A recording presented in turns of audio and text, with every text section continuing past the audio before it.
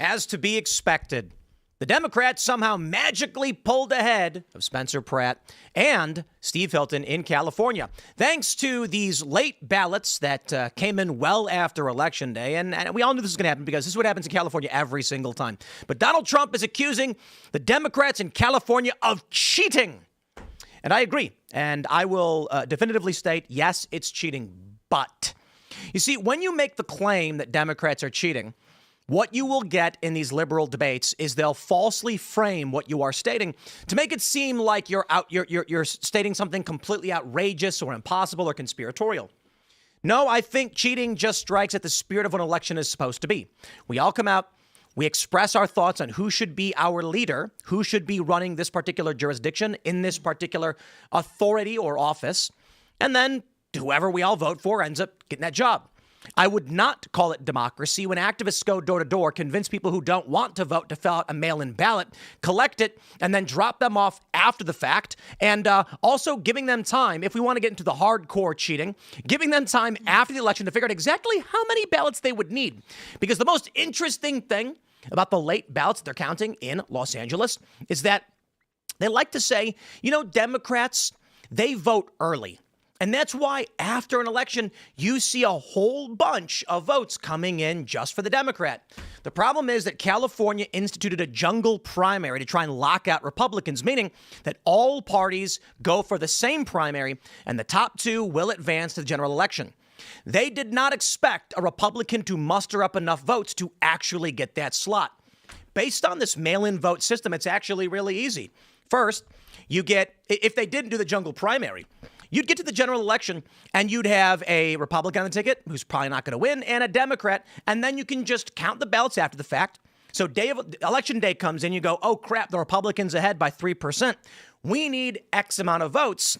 So let's just go through what we found from the mail-in votes until the Democrat wins. The problem with the jungle primary, that Spencer Pratt was actually capable of advancing to the general, and they wanted to knock him out. Well, the problem now is the mail-in votes that actually came in for some reason didn't come in for Karen Bass, seemingly only Nithya Raman. And I'd make the argument that when you're in a desperate rush with only days after an election to try and find as many ballots as you can, with apparently the authority to backdate, and signatures can literally be pictures of the NES character Kirby, not a joke, I have proof. Well, you don't really have time to balance the ballots, do you? So you just crank out as many as you can to make sure Nithya Raman jumps ahead of Spencer Pratt to knock him out of the election. The reason why I think we are not seeing a proportional amount of votes for Karen Bass is because they didn't need him. She was already in first place. Now, as with the governor's race, that is yet to be seen, but Javier Becerra is now in first place, so we will see. We'll talk about that. And then big news in the Carmelo Anthony trial. You guys, this one's a big, big case that everybody's been following for some time. Let me just say, I'm just going to say it. Carmelo Anthony is going to prison. This dude's getting locked up. His defense is in shambles. All of the witnesses, even on cross, the defense's own witness were like, he did it. He shouldn't have done it. He provoked it. Literally a quote. He provoked it. And new information coming out. It's actually quite shocking. A few things. Austin Metcalf was quoted as saying, I'm not going to fight you. Was stabbed before even being able to put his hands on Carmelo Anthony. And Carmelo Anthony had grabbed the knife before there was even a confrontation. So this is where things really start to break down for the, I'd say defense, but let's just call it lack thereof. So we'll talk about that and a lot more. It's going to be fun. Before we get started, we got a great sponsor. It is Backyard Butchers. I love me a good steak, my friends. Check out backyardbutchers.com. Use promo code POOL. You get 30% off and 2 free 10-ounce ribeyes and free shipping. Man, can you go wrong? Here's what got my attention this week. The Secretary of Agriculture publicly warned that America's consolidated meat supply is a threat to the country itself. Think about that. 4 companies, just 4 companies, control the majority of America's beef supply, and the largest is foreign-owned. Not a fan. It's not a conspiracy theory. It's national food security. Here's what most people don't realize. A single pound of, this is awful. A single pound of conventional grocery store ground beef can contain DNA from hundreds of different cattle. I just want you to think about that real quick. You're going to go buy some ground beef, and it's literally just a giant blender of random cows. Man. All right, so what's the solution? Well, as Americans, we got to return to tradition, where you know your rancher, you know your land, you know where your meat is coming from. That's why you got to go to backyardbutchers.com. That's the American tradition. They are the American tradition. Backyard Butchers offer premium American beef from real Texas ranchers, born, raised, and processed right here in the USA. 98% grass-fed, 2% grain-finished, 0 hormones, 0 antibiotics, 0 preservatives. Go to backyardbutchers.com. Use promo code POOL for up to 30% off, 2 free 10-ounce ribeyes, plus free shipping. And this summer, Backyard Butchers is celebrating America's 250th anniversary with a free America 250 box. When you purchase a steakhouse box, complete with burgers and hot dogs, built for my favorite holiday party, you know it, it's the 4th of July. It is MAGA month. Go to backyardbutchers.com, use promo code POOL for up to 30% off, 2 10-ounce ribeyes and free shipping. Backyard Butchers, American tradition, American meat. And don't let anybody tell you can't have a steak. These WEF jerks trying to take away my beef ain't going to happen. Also, go to timcast.com, click join now. There is a community of tens of thousands of people hanging out every day. And you know what? We need you. We need you not to sit idly by as the world passes you by and bad things come about. Community is the most important thing. We used to have it every week. Everybody used to go to church. A lot of people don't do that anymore. We used to come together. We'd share ideas. Well, that's what we built here with your help as members. This community exists, and you should join it if you have not. You get access to a bunch of members exclusives, pre-shows, morning shows, after shows, as well as the call-in show where you get to call into this show and talk to us and our guest on the Rumble uncensored portion of the show. So check it out at timcast.com. Smash the like button. Share the show with everyone you know. Joining us tonight to talk about this and everything else is Andrew Branca. Hey, thanks for having me back. Who are you? What do you do? I am a criminal defense attorney. I specialize in use of force law, self-defense, defense of others, defense of property, have for 35 years. And I've been covering this Carmelo Anthony case pretty closely. And also, after that, of course, the Chud the Builder case, I think you've got some keen insights on the new developments in that regard. And there's interesting functional elements to each of these stories that I think inform on each other, essentially, like provocation versus self-defense and things like that. In some ways, they're almost the same case. They're very similar, indeed. So thanks for joining. It should be great. And the boys are hanging out with Brett. What's going on, guys? Normally, I'm doing Pop Culture Crisis Monday through Friday at 3 p.m., but I'm excited to be here. Let's get into it. How you doing, Phil? What's up, everybody? I'm Phil Abonte, lead singer of the heavy metal band All That Remains. What's up, Carter? What's up? I'm Carter. Andrew, I'm so pumped that you're here. We've been talking a lot about your case breakdowns, and I can't wait to get into it. Let's go, Tim. Here's the story from KQED, NPR, PBS. That's a mouthful. LA mayor race, Ramon passes Pratt in quest for second place slot.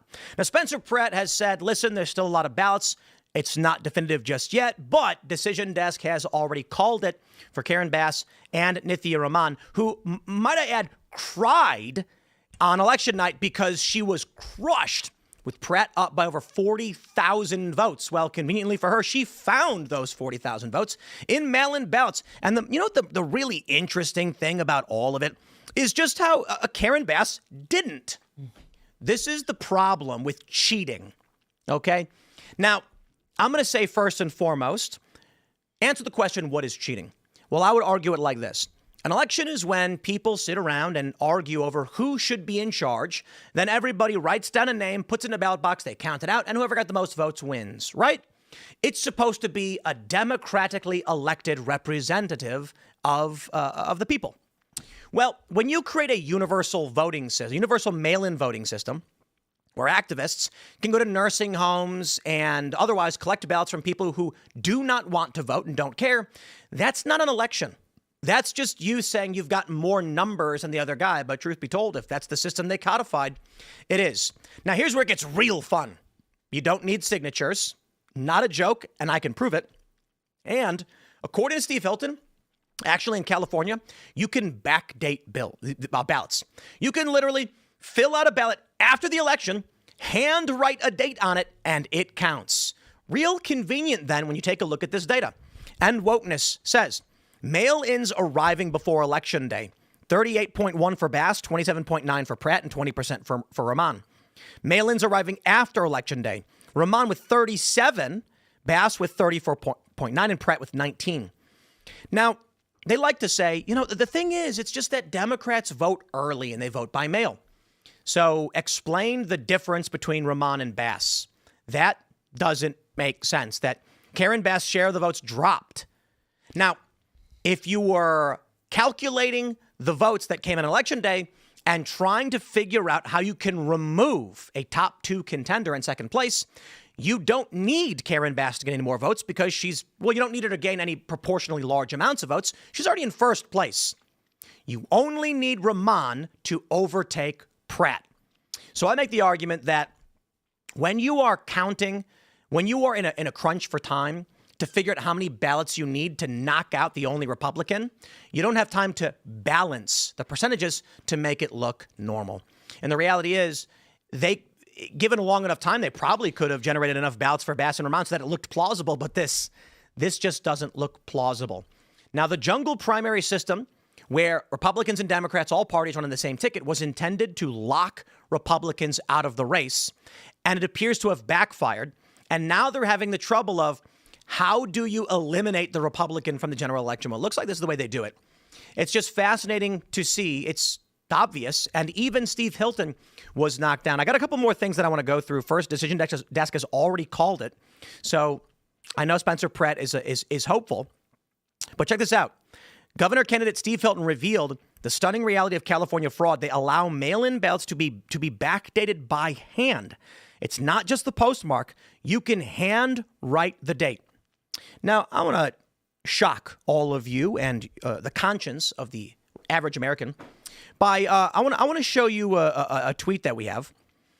Human David Hamati with this viral post. He says, many have been asking me to describe the potential signature verification loophole in L.A.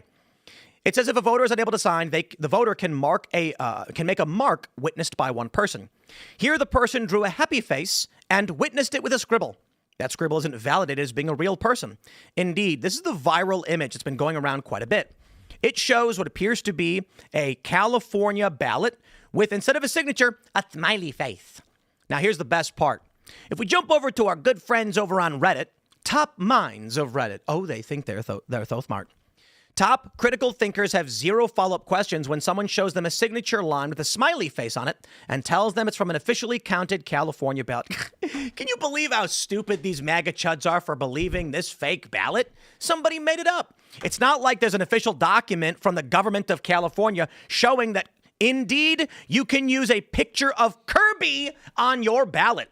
With this page 28 on their signature verification guidelines showing pictures or symbols can be used as valid signatures. Since we have this symbol on file, it is considered valid. It's a picture of Kirby from the NES, from what the NES games, the Nintendo games, Kirby. So welcome to California, where I love this. I'm sorry, guys. This epitomizes everything that we are going through in the culture war. That in California, a doodle of Kirby is called a valid signature. Liberals, smug and dumb as possible, I'm trying to avoid swearing, mock the idea of the truth because they're so stupid and arrogant they didn't bother Google searching whether or not you could use a smiley face on a ballot. And the answer is yes, you can. Welcome to California. When you point out this is cheating, that is not a signature, that is not a person, you can't do this, they say it's not cheating, it's legal. Indeed. It's tough to look at the results so far and not think that there's something amiss.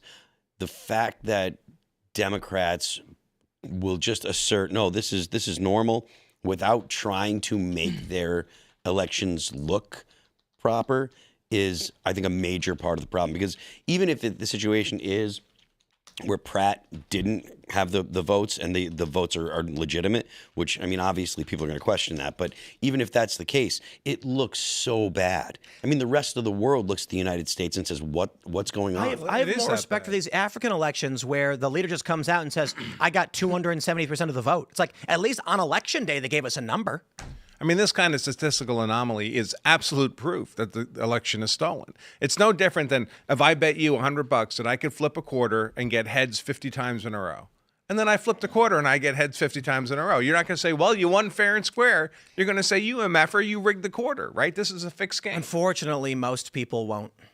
the average person just says, wow, you got lucky, I guess. Yeah, they don't believe that there's any I think there's still a certain amount of people that have a certain amount of statistical faith in the system, and they're not willing to make that jump into believing something as important as an election would go through something like this.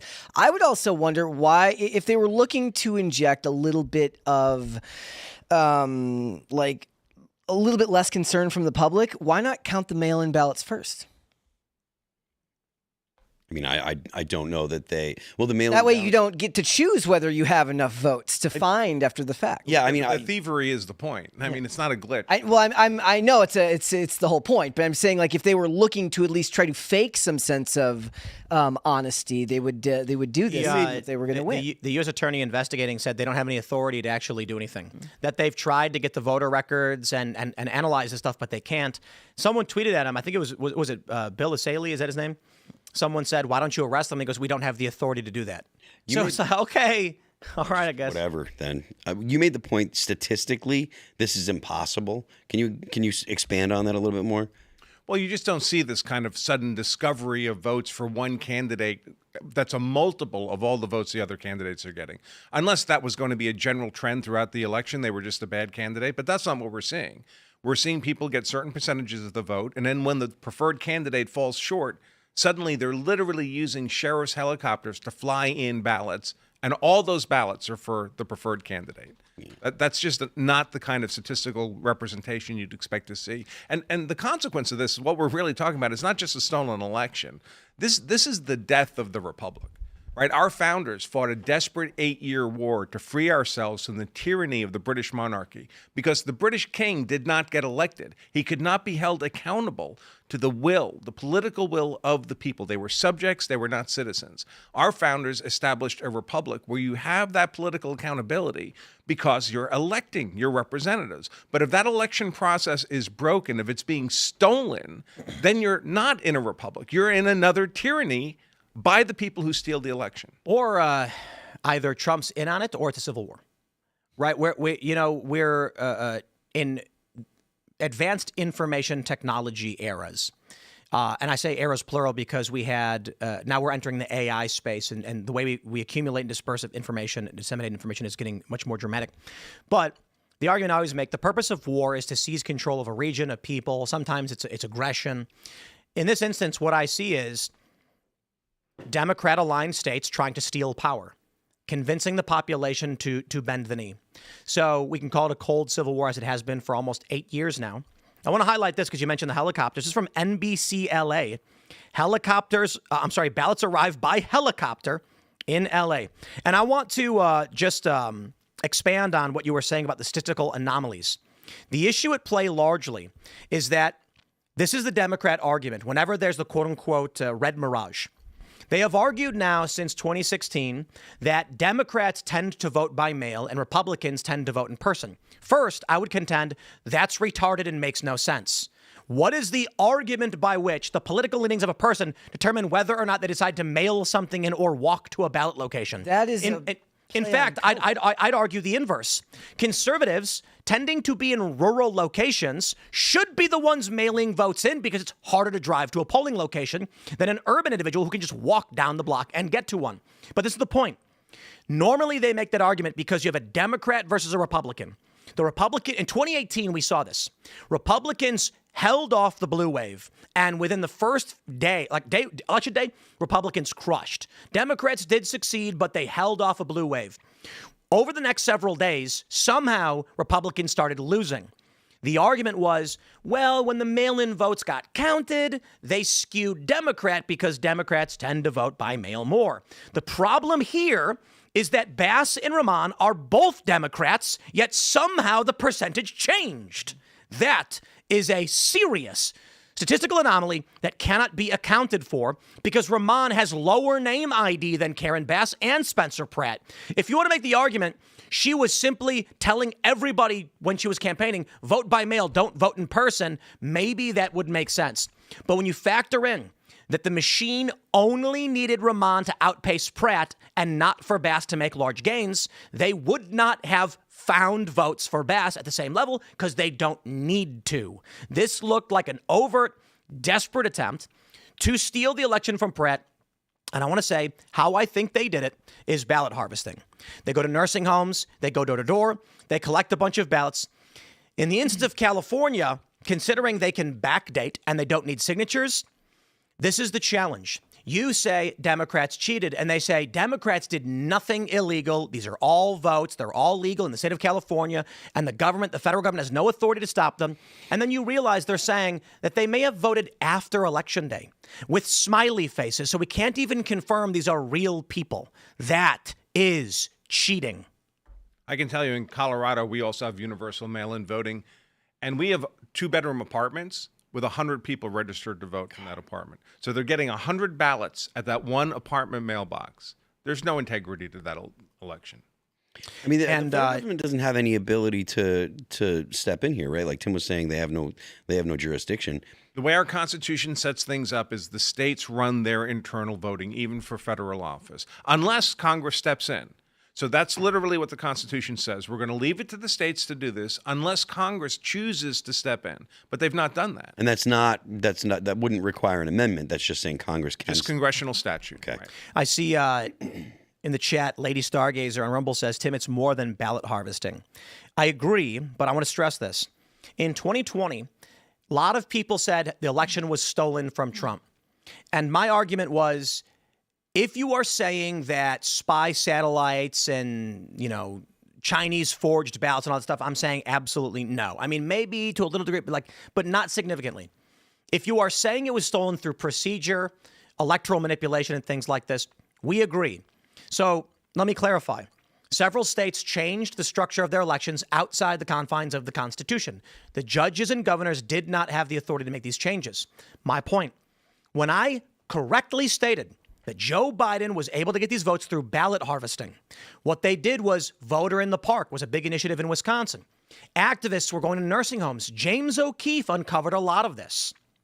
The way they were able to get Biden to 81 million votes was because people were locked in their houses, the ballot was mailed to them, and an activist showed up, knocked on the door, and said, hand that to me, I will bring it in for you.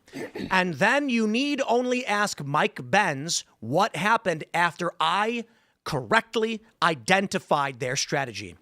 While many people were making claims about German spy satellites and servers or whatever, I was pointing out the actual technique they used. So several prominent deep state organizations engaged in a campaign to defame and lie about me. And it is shocking and insane to hear that. But Mike Benz has all the details, came on the show and broke all of it down, showing the various organizations. What they said was that Tim Pool is engaging in malinformation. What is that? Well, it's not disinformation where you intentionally lie or misinformation where you may be wrong.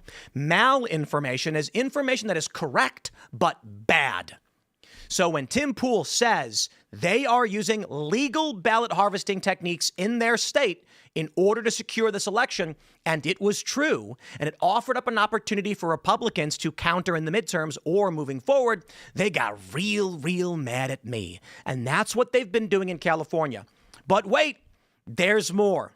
We got this post from Nick Shirley. It's not just ballot harvesting, and Nick Shirley, once again, on the ground, breaking the big news. I'd like to introduce you to a good friend of Nick Shirley's, a 126-year-old woman who votes. So how old is this person who's eligible to vote here inside the United States, inside the state of California? 126 based on the Secretary of State. And this is Doris. Yeah. And now we're gonna see if Doris is home. Are you Doris? She's right here. Yes. Hello, Doris. Yes. How are you doing? I'm good. We're just going through the voting rolls here, and we're just confirming anybody who's above the age of 100 years old. And right here it says you're 126 years old. No, you got the wrong house. Are you Doris Wood?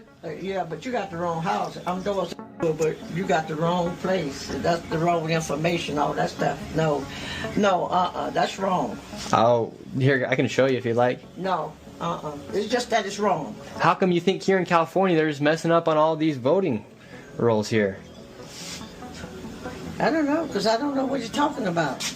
Yeah, it says you voted in 51 elections, Doris. No, not me. Really? I'm not no 100-something years old. I know. I said I wasn't. I just want to make sure you're not 126 years old. No, I'm not. Yeah, it really does say you're 126 years old here. No. Says Who did this Bill 126? That don't even make sense. I know. That's what the Secretary of State says. Well, the Secretary of State is wrong. Okay, well. Put it like this: I was born in 1940, so you figure that out. All right, Doris. You have a good evening. Did you notice the most important part of this video? Guys, I'm going to throw a little debunking here. Doris is not 126. Her date of birth is 1/1/1900, likely indicating they did not enter her date of birth. So it defaulted to a flat 1100.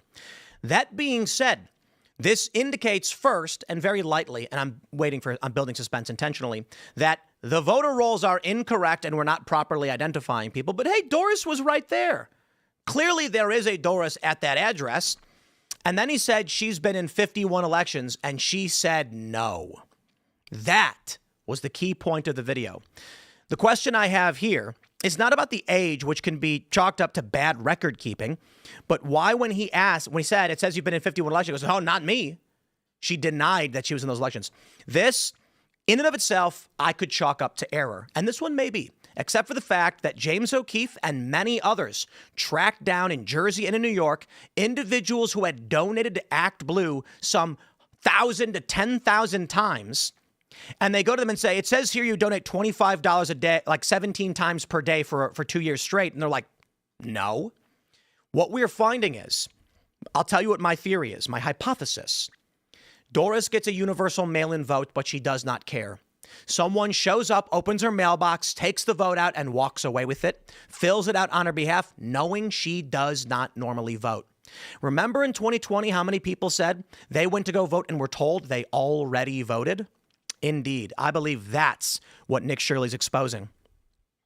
Well, just look at California. We know how many people have been fleeing the state of California, right? So everyone who leaves, theoretically, is no longer eligible to vote. But if you don't remove them from the voting rolls, every one of those people now is a ballot you control, right? They're still on the records as eligible to vote. You know they're not going to vote because they're living in Tennessee now, so you control that ballot. And over a period of time, the number of ballots you control goes from the thousands to the tens of thousands, hundreds of thousands, millions of people. Here's an interesting post, too, the team just sent me. Shout out to Josh.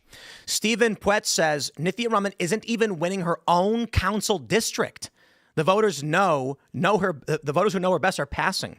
That's the crazy thing. She's in District 4, and apparently, CD4? She's not even winning her own district. That's crazy. Or you'd think she would have the best written. That's crazy. Wow. Bass is in first, followed by Pratt. Makes me She's wonder. in third in her own district. Yeah. Makes me wonder who Joe Rogan voted for in this election. It speaks to the apathy of the average everyday person where they either just don't want to know that stuff like this is going on. But you would have imagined, for as long as this stuff has happened, especially in the state of California, that they would have worked to try to make it look at least a little bit fair. Yeah. For the sake of keeping the public from revolting. But so many of the people are so apathetic. And when you get that description that Tim gave of what it actually means, ballot harvesting and all the other steps, it's so much less cut and dry than a person who's watched a bunch of movies or television shows about cheating. So they just kind of sign off and think, well, I just don't want to think of it that way because it's just too much. Then you have to go down the rabbit hole. And if you're not a part of the if you're not watching stuff about politics every day, it's just too much. You don't care. This is why I intentionally pulled up the Reddit post from Top Minds of Reddit that mocked the idea you could vote by smiley face. Because anybody who actually reads into this knows it's true. And I've long argued my experience with liberals and conservatives, the right, the left, whatever you want to call it, the left, they don't know what they are talking about. They don't know what's going on in the world. They only know surface level rumors about what's really going on. So a really great example, which Hunter Avalon will never live down, is when he came on the show several years ago. And I correctly pointed out that Joe Biden said to the president of Ukraine, if you don't fire the state prosecutor, you will not get the $1 billion loan, which is an illegal quid pro quo. The vice president doesn't have the authority to withhold congressionally approved loan guarantees. And Hunter Avalon responded with a smug face, no, he didn't. And then okay. On this show, I can pull it right up because the computers, I don't need to ask Jamie to pull it up. I can do it myself. And I played the video and he was stunned. He was flabbergasted because he didn't know what he was talking about. These people all just regurgitate liberal talking points amongst each other, and they don't actually investigate what's going on. And I will throw way more shade at conservatives because conservatives tend to embrace the debate through liberal framing. So the liberals will say everything we're doing is legal, and a conservative will then say, well, I mean, something must be going on that's... No. I don't care if it's legal. I accept the premise that what they're doing is legal. Cheating is cheating. Another example is I was watching this Jubilee debate. I did a video on it earlier between, it was like Dean and Parker versus two conservatives.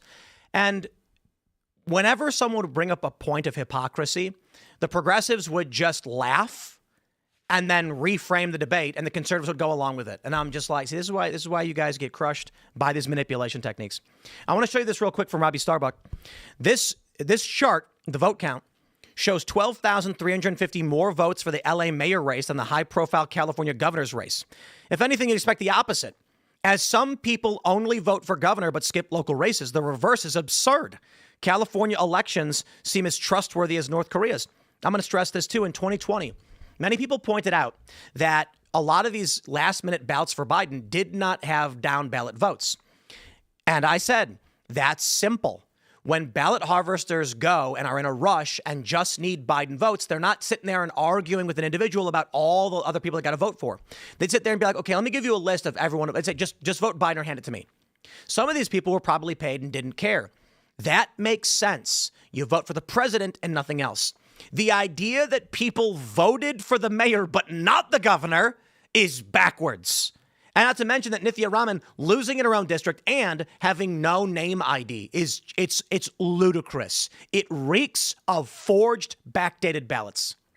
And you mentioned that people, you'd think they'd be more careful. They're not careful because they don't need to be careful. It's like when you have somebody working for a company for 10 years, they're embezzling from the company, right? They're stealing checks, writing them out to themselves. The first few times they do that, they're really careful about that fake signature. But by the 100th time, they've never been caught. They're like, they just write it off. That's how ultimately they get caught. They get lazy about it, and finally someone sees it. But they're not careful because they don't perceive any need to be careful. They're winning anyway. Yeah, I mean, if the law allows for this kind of behavior, or at least makes it, makes it so there's no consequences, they're not going to stop. And that's the frustrating thing for the rest of the country.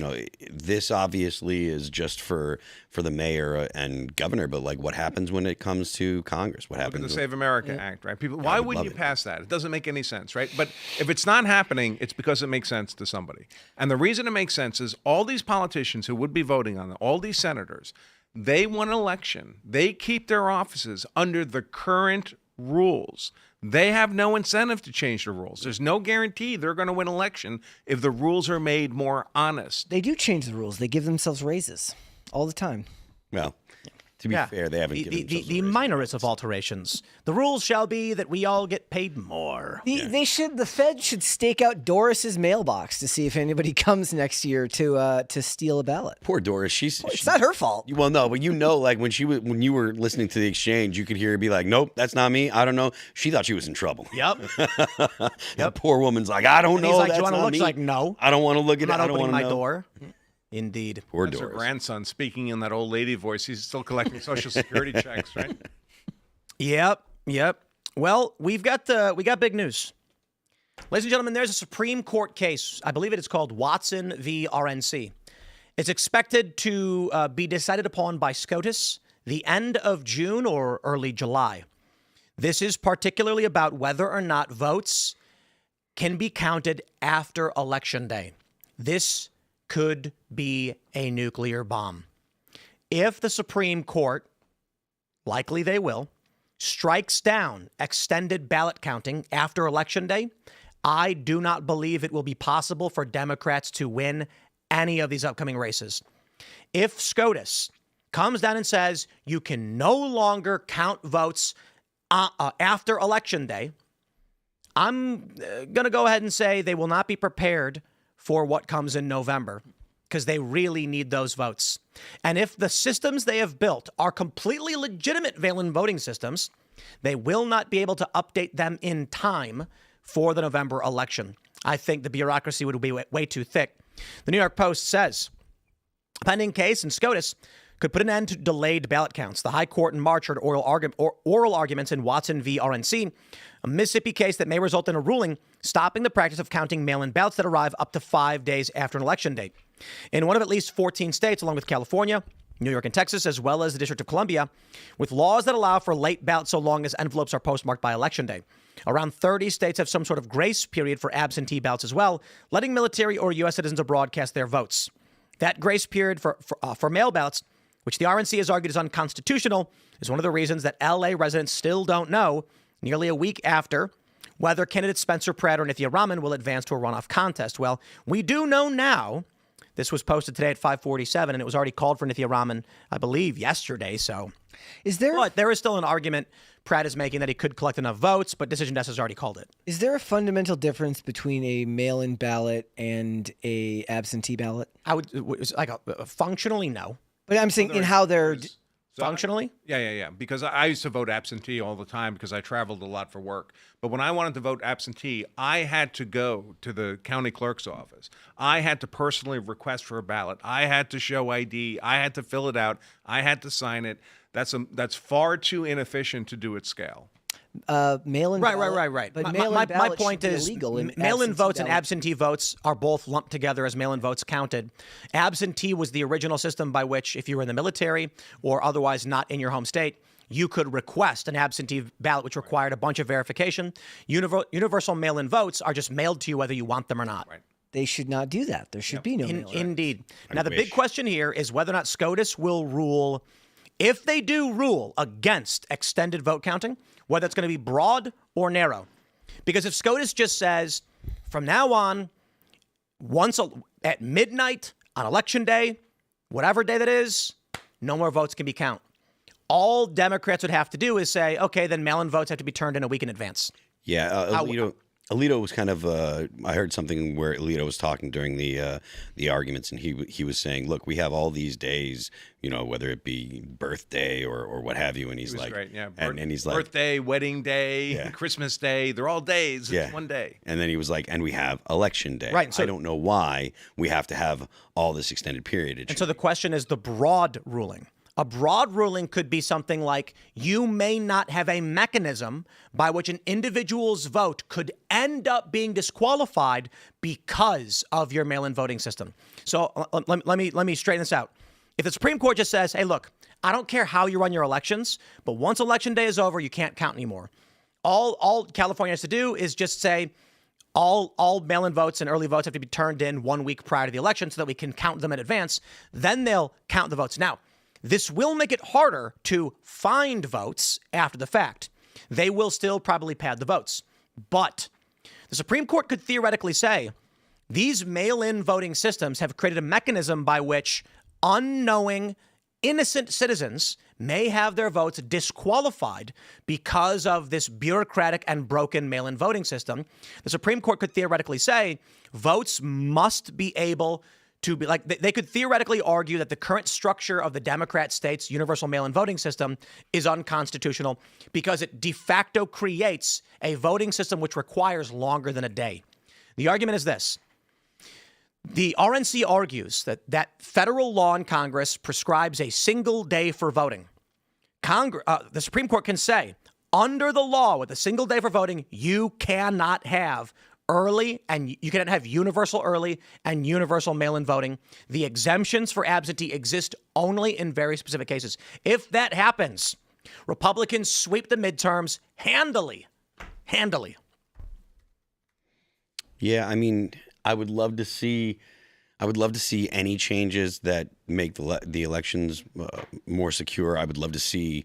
I would love to see the Fed say, "Look, Florida's got a good system. Why don't you go ahead and model your stuff after Florida?" Because, I think that there's some vote counting that happens before the election day in Florida. But election day should be the end of it.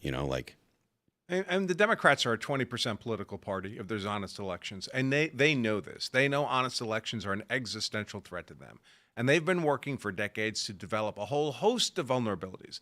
The universal mail-in ballots, controlling who gets a ballot. So it's not like it's just legitimate American registered voters are having their ballots harvested. It's dead people. It's people who've moved out of state. It's illegals who don't have a privilege to vote, but motor voter registers them when they get the driver's license from the state.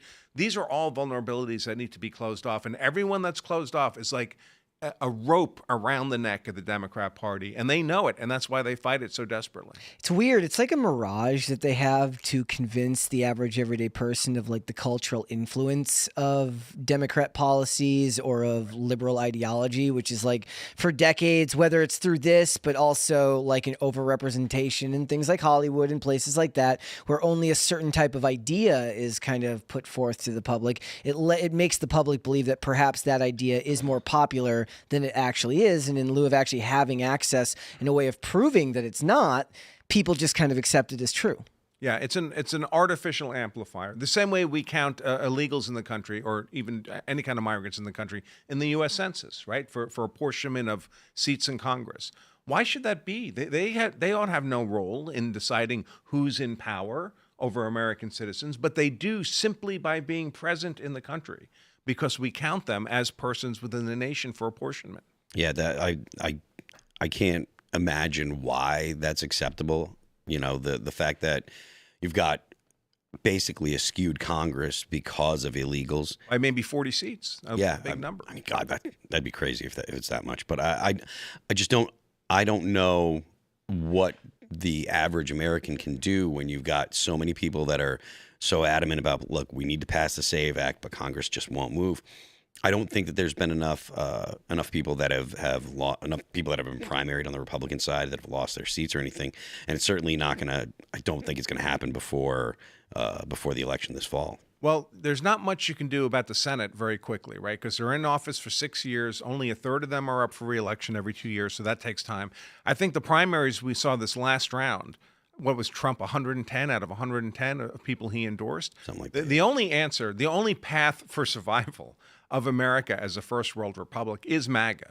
Is the MAGA created by Donald Trump? It's certainly not the Democrats. They want a third world us. It's not the Republicans, the classic traditional Republicans. They're just Democrat-like. They're loser Democrats. They're happy to be in the loyal opposition as long as they get to stay fat at the government trough too.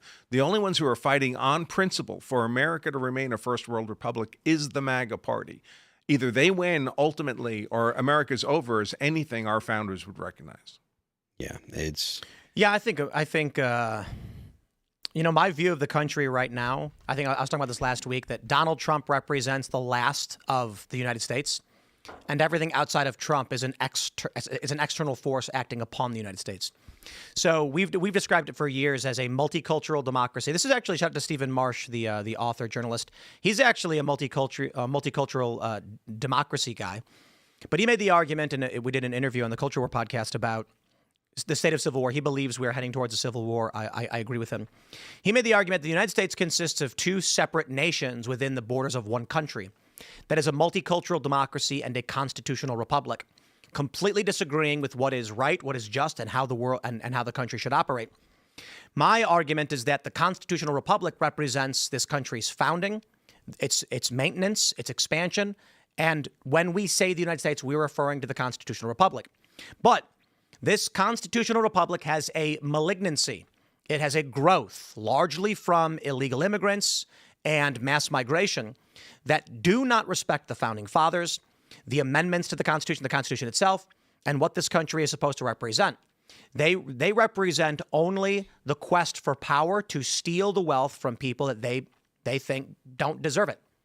They don't like this country, and that's why Zoran Mamdani, the best example, said in his campaign he would defy the will of the American voters by force. That's what he said. It's a remarkable thing. I'm paraphrasing. But let me explain, to be fair. The second most important issue in the 2024 election was immigration. People were fed up with mass migration. Zoran Mamdani vowed, despite Trump's victory, that he would use his authority as the mayor to stop the federal government from deporting people. He is explicitly telling you, the American voter, he will use the force of the seat of New York City's executive to stop you. I know it's just New York City, but it's a bold thing to campaign on and win. Not to mention taxing white people. But you were talking about people taking things from you by force, and he ran on affordability. And I do think that for all that is said, the younger generation does not see a path forward in this country in a lot of ways, with wages being what they are. Inflation has, improved quite a bit since. I would argue that communists intentionally burn the system down, then go to the young people and say, isn't it a shame that they burned down your house? Right. The system Join doesn't the work. communists. And see, the issue is we're spending billions. Let's use the Bears. The Chicago Bears is the perfect example of this. Chicago spends an estimated $1 to $2 billion per year on illegal immigrants. The Bears were requesting a tax break and somewhere around a couple $100 million to build their stadium in Chicago. So, with all due respect to the city, I did leave a long time ago. I'm from there, but it breaks my heart to see the Chicago Bears will no longer be the Chicago Bears. They're leaving. It's iconic. The important thing is this. The Chicago Bears are a national icon. It's not just the city. The fan base stretches far and wide. Saturday Night Live famously making fun of the Bears, and people in Chicago became an iconic joke in Americana. And it's gone now.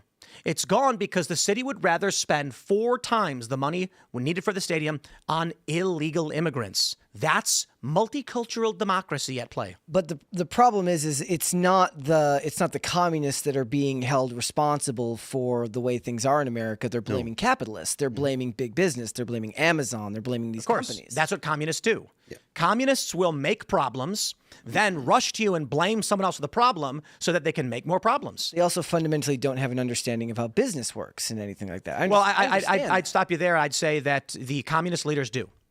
No. I'm talking about the people that are going in line with this. They don't have a functional understanding of the way these things work. But it's like, look, when you're hurting and when you don't see a path forward, you're looking for the easiest answer possible.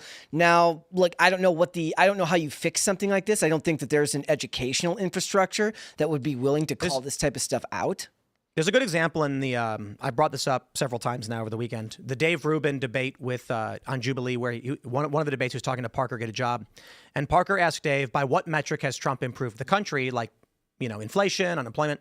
Dave did not give an answer, or he responded with the big, beautiful bill just got passed, so we've not yet seen anything. So Parker asks him again, by what metric? This is, Parker is a grifter. That's why he debates people with no experience. And he's also a child. And I mean that in a literal sense. I'm not trying to be intentionally overly derisive, but a little bit. I don't know how old he is, in his early 20s. He has very little experience, and he doesn't understand what a country is, what a nation is. A nation is its people and its borders. A country is its borders. I think that's the definition, right? Anyway, my point is this. Well, it's culture. Well, your culture, indeed. People. Indeed.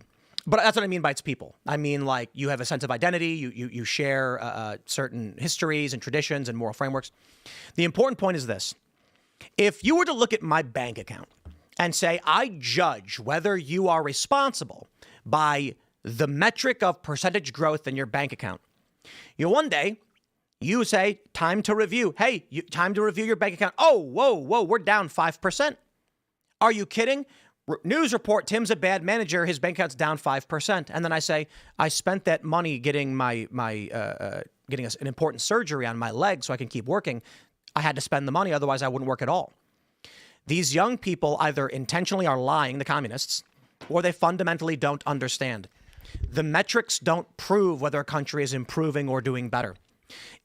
So the tariffs are the best example. Donald Trump implements tariffs. This cost us money. It looked bad, right? If you are a surface level and non-player character in politics, or you're a manipulative Democrat commie, you will trick people and say, for no reason, Trump hurt you. And they'll go, wow, Trump's so dumb. Why would he do that? If you're honest and assessing the situation, you would say, I understand Trump's arguments. I agree or disagree after the fact. And that's fine if you disagree. I agree with the tariffs. Why? He's trying to create a leverage point for American businesses to bring back manufacturing and be able to hire workers. It is difficult for an American manufacturer to compete with Chinese cheap labor, Canadian or Mexican labor. So Trump implemented tariffs, which did strain the economy in certain ways, but it's an expense towards a better future. These people either don't understand this or don't want to understand it. Now, by all means, if your argument is, I understand that's why Trump was doing it, but I don't think it'll work, or I think it's bad, I respect that. I'm just saying the people are arguing, oh no, inflation's up. Trump screwed everything up. Well, you're not making an actual argument there. Well, a lot of the argument they're talking about right now would have been with Iran and Israel and the price of gas going up for a lot of people, because that's the first thing they notice, is because it hits them in their wallet right away. And the unfortunate reality there is that you've got, look, I'm going to say it like this. I sympathize I understand the Democrats. People, there's just too many dumb ones. That's just true. And you know what's funny is the liberals will hear me say that. They'll quote it and say, Tim Pool thinks all of you are stupid. No. I know most of you watching at home right now are like, no, Tim's right. There's a lot of dumb people. All right, I'm not saying everyone's stupid. I'm saying like what George Carlin said. Think about how stupid the average person is. Now realize half of them are stupider than that. The problem is complicated problems have complicated explanations that some people just can't understand. There's not a justification of what Trump is doing in Iran. My point is, it is extremely difficult to understand the big picture, but the presumption that Trump is making mistakes simply because he's stupid and doesn't know what he's doing or doesn't have a plan it's ridiculous. Certainly, Trump could be making a mistake because his plan was bad, but they have a plan for what they're doing. Hopefully, it works out. I have my disagreements, but man, are the ignorant so arrogant. The single, just about everything that's wrong in America today has one single driver, and it's not complicated. It's third world migrants in America, legal and illegal. We have 90 million illegal migrants in America. We have 90 million legal migrants. If you count visas, green cards, naturalized citizens who are only paperwork naturalized, their allegiance is still to their home nation, every one of those people, hundreds of millions of them, increase the cost of living for Americans. They compete with Americans for every scarce resource: housing, healthcare, education, employment, infrastructure, everything. What do you think would happen to any nation if they brought in 20% foreign people who all need 20? those things? They all need housing. Yeah. You're saying 36, 37%. 180 million. 180 million. 180 Oh, okay, so I'm sorry, Half legal, 50%. half illegal. That means No, our because country. they're not all counted in terms of our population figures. So you have. So to when you say layer on. 330, 340 million total, you're saying there's actually about 400 million. Yeah, that's right. Right. I love this. They all need housing. They all need food. Right. So that drives up the cost of all those goods. And, in terms of the illegals, they're on very high percentages of welfare. Very high percentages of crime is committed by them. During Occupy Wall Street, one of the liberal activists was arguing for a set of demands, and the activist rejected the set of demands because principally the argument, the protest was about general corruption, and they were trying to organize a movement, probably because they were largely communists. But this one liberal activist said, in her list of demands, free public transport should be free for all people. Okay. Here's my favorite. Smaller class sizes. Class sizes are too big. Teachers can't get one-on-one with students, and this is causing a problem. Also, amnesty, and also free schooling. And I just simply said, if we grant amnesty and then free schooling, class sizes will become massive. And she was like, but we have to make them smaller, so we'll have to build more schools. And I'm like, okay. So how much will making public transport be free cost the taxpayer? Like, where does that money come from? The fascinating thing is people need to understand this. There's a viral video. There's a handful of them. If you watch Caleb Hammer stuff, there's a lot of finance videos that are popping off. One is Kevin O'Leary talking about buy $5 million in T-bills, Treasury bills. Get 5% per year. You go to your broker. You say, I want Treasury bonds or Treasury bills. Get a 30-year bond. Andrew Tate was talking about it. It was a bit more ridiculous. Put $5 million down, and you will get paid $250,000 a year for 30 years. So, with inflation, it'll weaken, but hey, after 30 years, you get your money back. Now, the thing about that is the U.S. government is paying interest. You're basically loaning your $5 million to the government, and they say, like, it's like a mortgage almost. It's like the government has a mortgage with you. So you loan your $5 million to the government, and they have to pay you back every 6 months, and then you get the principal back. It's actually better than a loan. Okay, at a certain point, we're going bust. The government, what is the debt, is the third biggest spending line item. The U.S. government is borrowing too much money from the American people and from other countries, and eventually it will not be able to pay that debt back. And then American dollars will be worth nothing. It'll be apocalyptic. These communists, I just feel like there's too many activists who don't know how the system works, exploited by powerful individuals and smart individuals who want the system to burn. I'll give you an example of the way it is just based on what I do over at PCC. There's a lady who was the art director for Obsession. Obsession is one of the biggest movies in America right now. It's been a cultural phenomenon. It actually increased week 1 to week 2 and then week 2 to week 3, and it only had like a 4 or 5% drop off in the 4th week. And for a movie that was made on a $750,000 budget, some say $1 million, it was later sold to a company at like a film festival for $15 million. Well, this lady, who was the art director on this movie, she agreed to about $300 a day. She made about $6,700 after taxes for a month worth of work. Now she's saying, why can't I get more?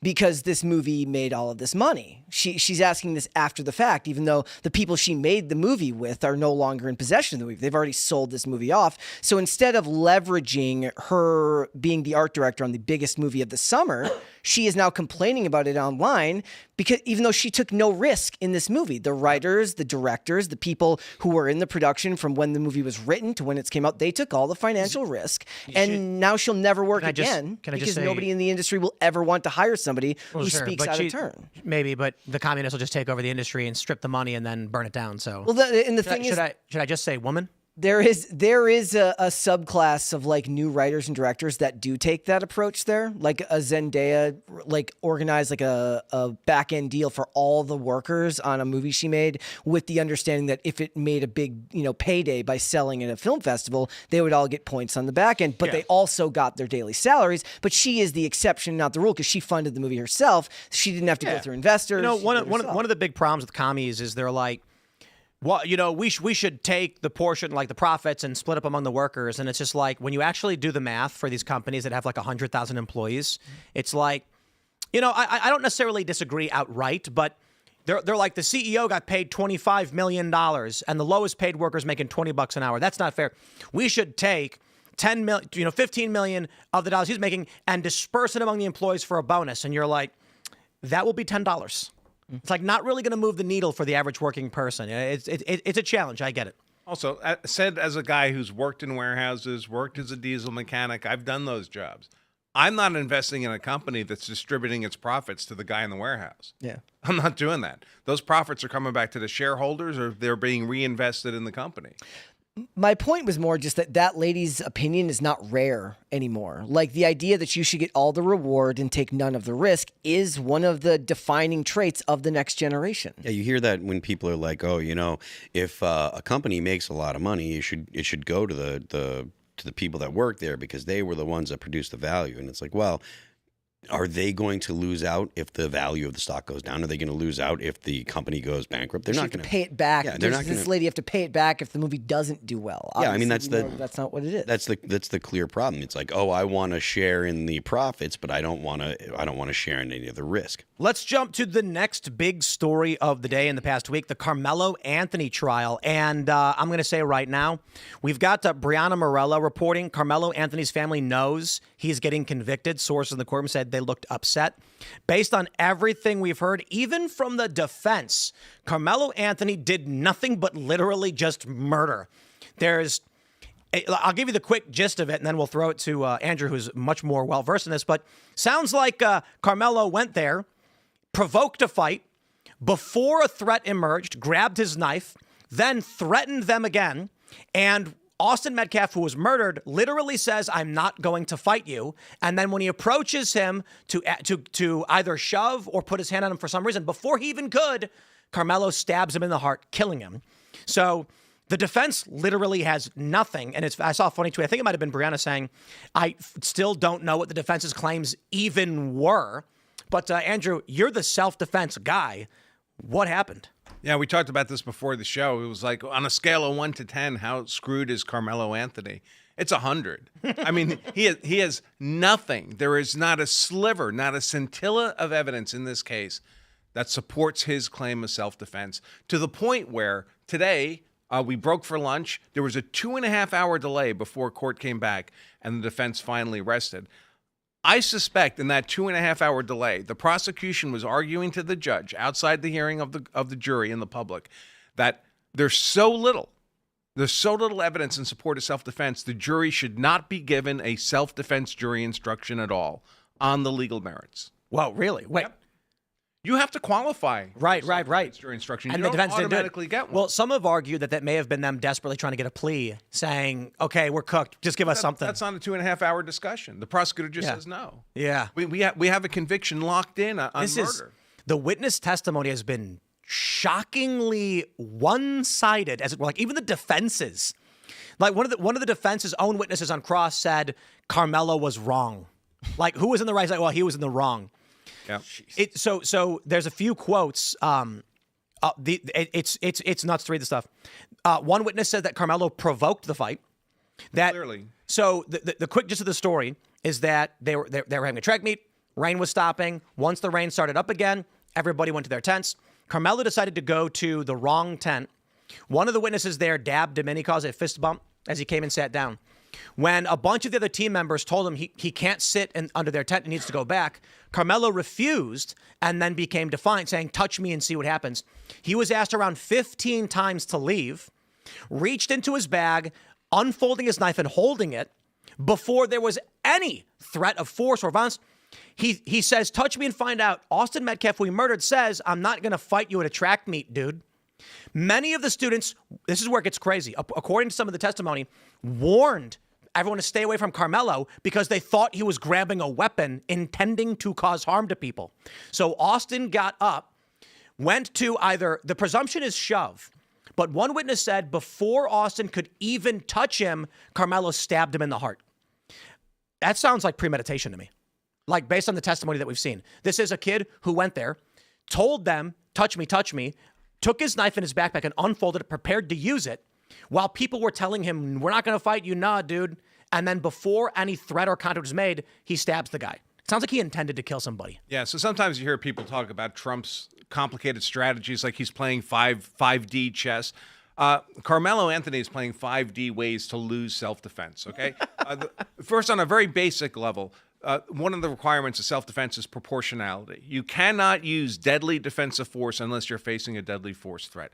There's zero evidence he was facing a deadly force threat. The people he was talking with had no weapons. There's no disparity of numbers evidence. There's nothing that a reasonable person in his position could say, "Oh my gosh, I'm at imminent risk of death or serious bodily injury," yet he used deadly defensive force. Right there, he loses self-defense completely. But even if he had a claim of self-defense, when he does that provocation with intent, the instant, and the worst we have in evidence is that Austin Metcalf gave him a soft shove. Literally, that's what the witnesses said, on his shoulder. The instant that contact was made, the knife was out and in Austin Metcalf's chest, which means the blade was open, it was already in his hand, and he's goading him, "Go ahead, touch me, Well, see what happens." again, That is provocation. That's provoking the other guy to be the first to make contact, so you have a pretext to kill him and try to claim it as self-defense. An attempted pretext. Yep. But one witness said that before Austin could even shove him, Right. he had been stabbed.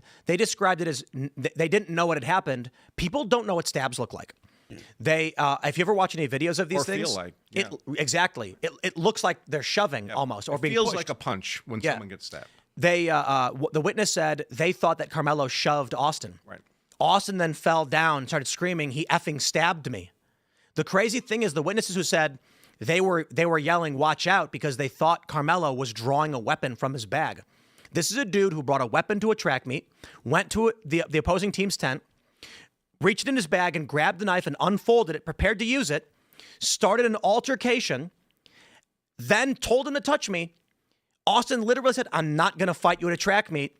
And then when he got up to push him out, stabbed him in the chest, killing him.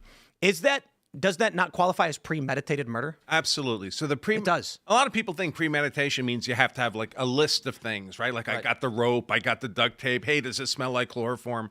You don't need any of that. The premeditation happens in an instant.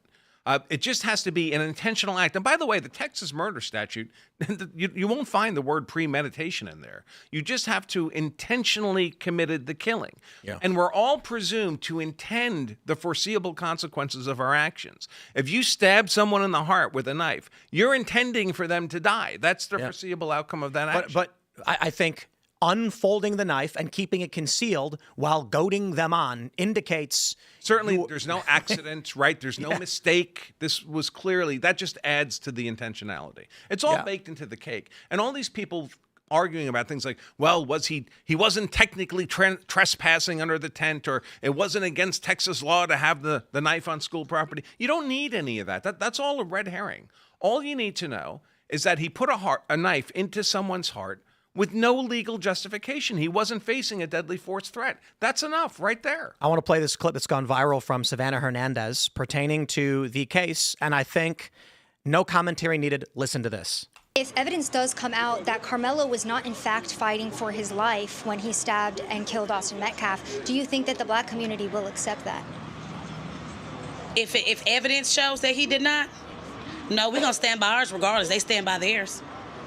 We're going to stand by ours regardless. I'm a mother first. I'm a black mother. Let me put that on there. I'm an African-American mother. So I have to put away my color first and step into the motherhood. Nobody wants to see their child slain. So I do want to send prayers to Austin Metcalf, their family. But at the end of the day, I got to think like, okay, what did you do to him or whatever to cause this to happen, the reaction? We got to start taking accountability for our kids. Because then again, if my kid, that's why it's a catch-22, if my kid was Carmelo and I feel like his back was up against the wall, well, I'm going to tell you straight up, better mine than yours. Better mine than yours. So either way it go, everybody loses. A black boy allegedly murdered, and I say allegedly, heavy on the allegedly murdered somebody. You see what I'm saying? So yeah, this is about race. Because if the shoe was on the other foot, they wouldn't give a damn.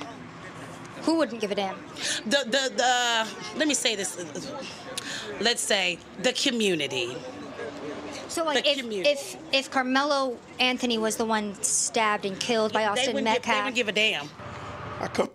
What do you think would happen? Wouldn't you like her on your jury? If you had to defend yourself against her black son, right, and now you're being tried, you'd want her in the jury, right? Andrew, what would happen if the races were reversed and Austin Metcalf stabbed Carmelo Anthony? Just look what they do with people like Kyle Rittenhouse and George Zimmerman, who had very clean self-defense narratives. They tried to destroy those people. They persecuted them with the process. The notion that some white guy who did it would get a break is laughable. They still think Kyle Rittenhouse killed black people. Right. If Austin Metcalf approached Carmelo Anthony and stabbed him in the chest, killing him, we would have had a year of riots. We would have had national prayers. You'd have celebrities going on TV crying, saying, "This is what is happening in America." Oh, Trump's America. Correct. In Trump's America. But when it's a football player, a white kid who gets stabbed, these people come out and say, "We are going to stand by ours because they stand by theirs." Now, this is the important thing that you brought up earlier, though. How are we supposed to react when we're trying to have a jury of our peers? Can't happen. The argument right now, as you can see in this next portion of the clip from Sav, she mentions that there's no black people on the jury. It's not. Some have called it all white. I don't think it's all white. No. Well, it's not. There's no black people. We don't know, to tell you the truth, because there's 12 jurors and 6 alternates. Yeah. And the 6 are going to be thrown off, but they're randomly selected. So, we don't know what we're going to end up with in terms of the 12. Right now, it's a mix of white jurors and at least half a dozen different ethnicities. If you're going to go on trial for a murder and the black people are like, if he's black, he's not guilty, well, then we're not really having a jury trial, are we? We have to keep in mind our jury system comes from the British, right? When we were still British citizens, subjects, I should say. And it was incorporated into the American legal system when we were a very homogenous culture, right? We had very similar cultural beliefs and religious backgrounds and ethnicities. The jury system does not work in a multicultural environment because every ethnic representative on the jury will vote for their ethnic peer and against their ethnic non-peer. The only people who don't do this, because there's been many studies done on this, the only ethnic group that doesn't do this is white people. But every other ethnic group, they will, black jurors will vote guilty for a white defendant at 3 times the rate they will vote guilty for a black defendant. And the presumption is, even if the white person is innocent, and even if the black person is guilty. So black jurors, if there's a black man on trial, the studies show they will say not guilty regardless of the evidence. And if it's a white person on trial, there is a tendency towards bias to say guilty even if there is reasonable doubt. Didn't this happen with the OJ trial? Some of the jurors came out later. They told us explicitly that they voted not guilty on OJ in the criminal trial, essentially for social justice. Because of Rodney King? Right. Yeah. The other thing that kind of throws water on our argument, which is not, I don't know if it's necessarily a one-to-one comparison because I don't know the makeup of the officers, but I mentioned earlier, I said the killing of Tony Timpa. There was none of the outrage that was felt after he died, despite the fact that it was just as brutal in a lot of ways, if you saw the video from that. And there was no outrage from what she referred to as the community. Yeah. Well, there's no money to be made Yeah. in that setting. That's the difference. There's no political capital to be gained. Yeah. Yeah, I mean, I mentioned this how on Twitter today how ethnically people will go ahead and basically exonerate people that share their ethnic makeup, and it's a large portion of each ethnic group that'll do it. And a lot of people were outraged. There was a lot of people calling me names, saying racist and blah blah blah. And it's like, look, there's studies on Someone's this being racist. There's studies done on this. It's not something that I just came up with off the cuff. You see this kind of stuff happen. You can go see Man on the Street, interviews like Sav did there, and people will come out and say it. I said it in response to a guy that was essentially saying that. Yeah. I quote tweeted him, and it's like, it's still, even to just like address the obvious truth, then people are going to go ahead and say that you're some kind of bigot because you're saying something that is true, and that's something that has cowed a lot of people, and made them afraid to say the emperor has no clothes. It's going to be a big problem too, like in this Minnesota fraud stuff. Probably trillions of dollars in fraud in Minnesota, mostly committed by the Somalian migrants in Minnesota. You think any of them are going to get convicted at trial? I mean, all it will take is one Somalian juror, and you'll never have a unanimous guilty. Yep. I think that we were talking about the multicultural democracy and the constitutional republic, and they can't coexist. No. And the problem is the constitutional republicanists are demure. They go on the trial and they say, we're all going to operate in good faith, right? And the foreigners say, no, I hate you and I want your stuff, and you are not part of my tribe. They're increasingly open about it too. Yeah, absolutely. With Ilhan Omar explicitly stating that we're going to send this money back to Somalia. They are here to extract from the United States. And you see it in a lot of politicians. They talk about, for example, illegal migrants in their district, and they literally use the term constituents. Mm-hmm. You can always tell who a politician's true constituents are by who they actually serve, who they actually protect. There was a period where they tried pushing the phrase undocumented citizens. The Hassan Piker had been saying it. The semantic operation or semantic game they're playing was fairly obvious. You start by saying that illegal immigrants are undocumented migrants. Then you change migrant to citizens. Now you have undocumented citizens. Then you make the constitutional argument, second-class citizenry is unconstitutional, and so these undocumented citizens should be just held to the same standard. They have passed laws in places like Sacramento. They tried in New York to make it so that non-citizens can vote in local elections or even state elections. And these ultimately got struck down. They are trying to steal as much as they can from America before it burns down. They're burning it down. They're literally trying to steal the country. If they can take over the politicians, if they can take the seats of power, then they can do whatever they want. Yeah, but I disagree with the assertion they're trying to steal the country because they're extracting. Like, Ilhan Omar is not doing anything to the benefit of the United States for herself. If these people were trying to take the seats of power to control America as a singular entity and say, now we control America, I would agree. But they're not. They're gaining power in these local jurisdictions, and then they're stealing from Minnesota and extracting it. They're pirates. Exactly. Right. They're Somali pirates. So the actions they take will be the end of America. If I stole your car and then just drove into the ocean, it wasn't me trying to take over the ownership of your car. It was me just driving into the ocean. Or if I sold it, I guess. And it's not just Minnesota. It's California. It's Washington. It's Ohio. It's everywhere. They're not trying to steal your house necessarily. They're just stealing everything in the house. Yep. And the Minnesotans are like those people when their bike gets stolen. They're like, I hope that guy really needed it more than I did. Yeah. Right.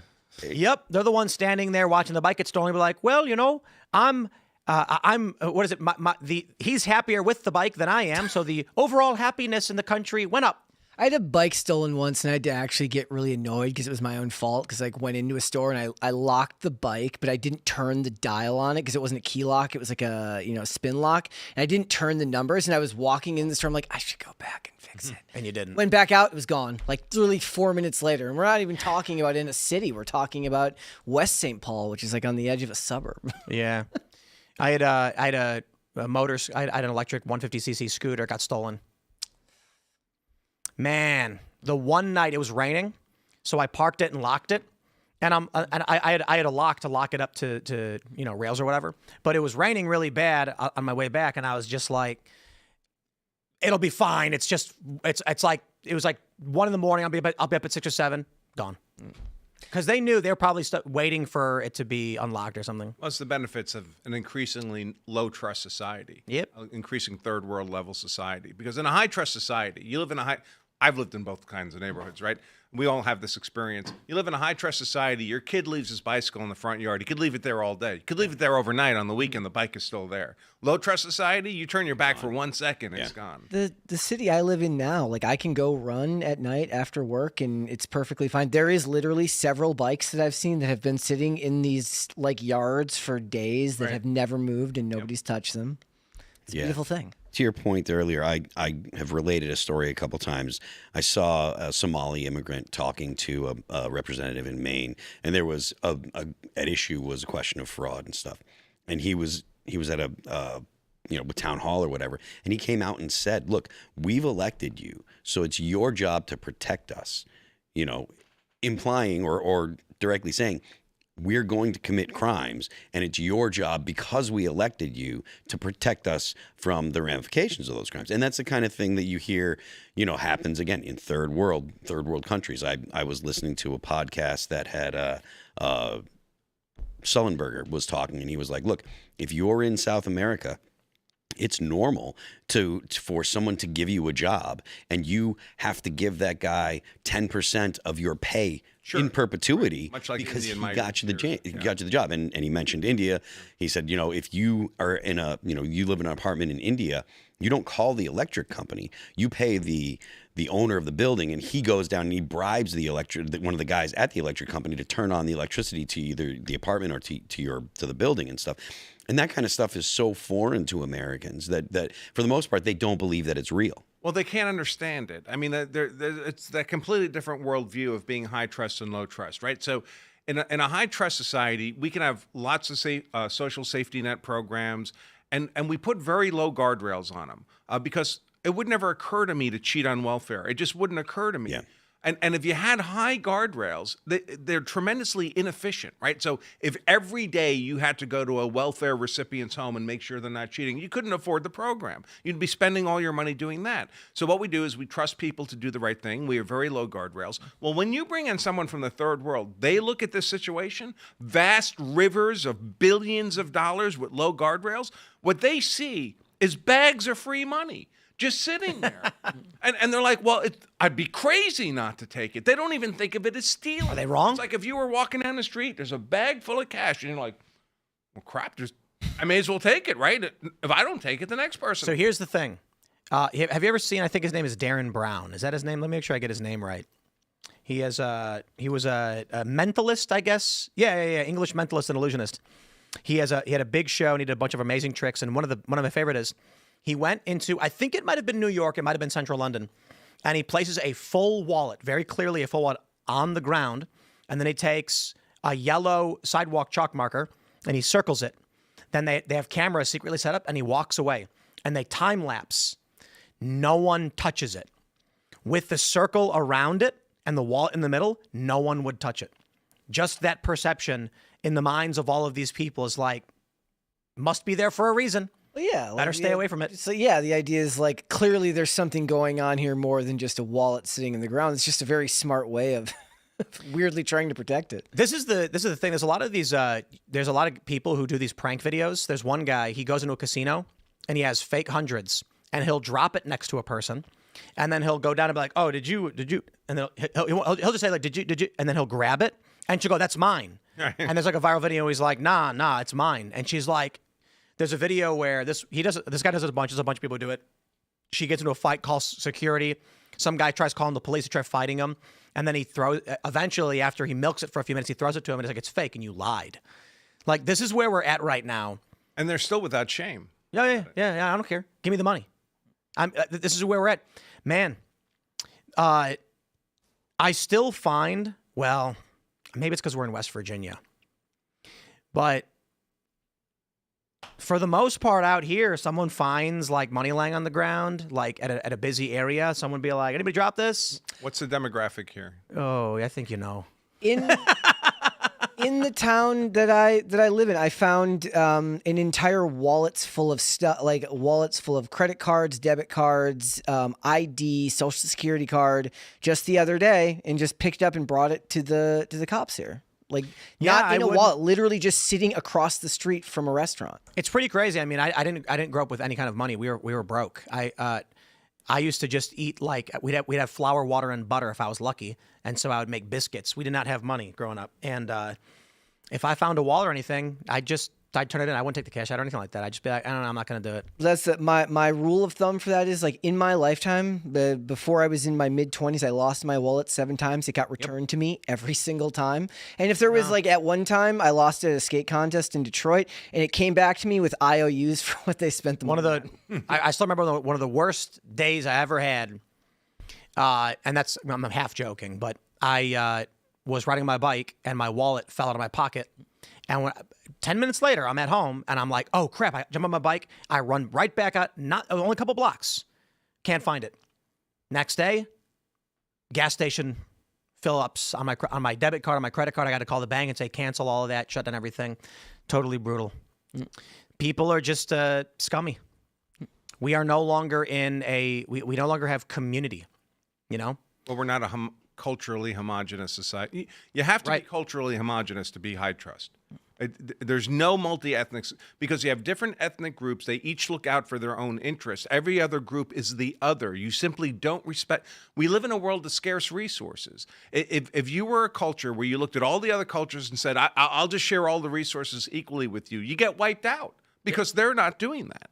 So it's morally required. It's required by evolutionary biology that you have greater interest for those closest to you, culturally, genetically, or you cease existing. What happens internally to a culture when resources become too scarce for the population? I'm not sure what... generally, they'll go out and take resources from somebody else. Let's say you have a singular nation without the means to go to war, and that nation undergoes a famine or economic collapse. This is a precursor to revolution and civil war. Cultures will actually tear each other apart because, the way it's been described is if a zombie apocalypse, what show was it with the zombie apocalypse and the guy goes to the pharmacy to try and get medicine, and then like a cop points a gun at him or something, like when World War Z? Was that what it was? It might have been. When all hell breaks loose, I'll put it like this: like you have kids, you have kids, right? No. If the economy collapsed and it was like a zombie outbreak, and your daughter was sick, or you have a daughter, Sure, 3. There you go.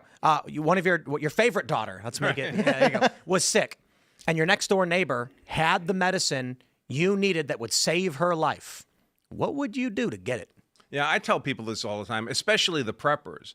I'm like, yeah, you should buy all that stuff. you should buy it all now, because if things go to hell, someone else is probably going to have that stuff unless you're really equipped to protect it. When you had me on in Florida, you had a hypothetical. It's like there's been a post-apocalyptic thing, and your family's in a cave and shelter, and you're out with a rifle looking for food or whatever, and you see another guy with a rifle, right? What do? And I immediately said, I'll shoot him. Right. I was like, right to the point. Right. Because I can't take the risk that he's of goodwill and won't shoot me. If he shoots me first, my family is done with. So the only thing consistent with the survival of my people is to shoot him first. Let me give you this one. There is a catastrophe. Roads are shut down, lockdown. Stores are not getting resupplied. You can't find medicine. Your daughter needs medicine right now. Maybe it's a simple antibiotic, but she is succumbing to a bacterial infection of some sort. Your next door neighbor, you know for a fact, has this. So you go and knock on his door and you say, my daughter will die with this medicine. And he responds with, I'm sorry, but I have a family too. They're not sick right now, but in the future, if they do, I need this medicine. I cannot give it to you. What do you do? I don't think I would ask first. Just kick the door in and take it. If I ask and he says no, now he knows I'm interested in it. Now he's going to protect it. It's a challenge, isn't it? I mean, nobody wants to say that they would cause harm to innocent people because of the risk to their family, but this is the reality of what life is and always has been. Oh, yeah, I'll say that without hesitation. Men of consequence, reluctant but steadfast, will shoot you in the face and take your water for their son or daughter. Absolutely. No question. In an apocalypse, that's the challenge that I think, or at least that's the genetic line that survives. Indeed, and this is the problem of feminism. Men have created a world in the United States, I say world, but created a reality where we've eliminated predators. No wolves, no bears. They barely come around our cities. I remember I was in New York and I saw a hawk once, and everyone was freaking out. Like, how is in New York City there's a hawk? It flew the wrong way, and it was just looking at everybody. We've eliminated all these dangers.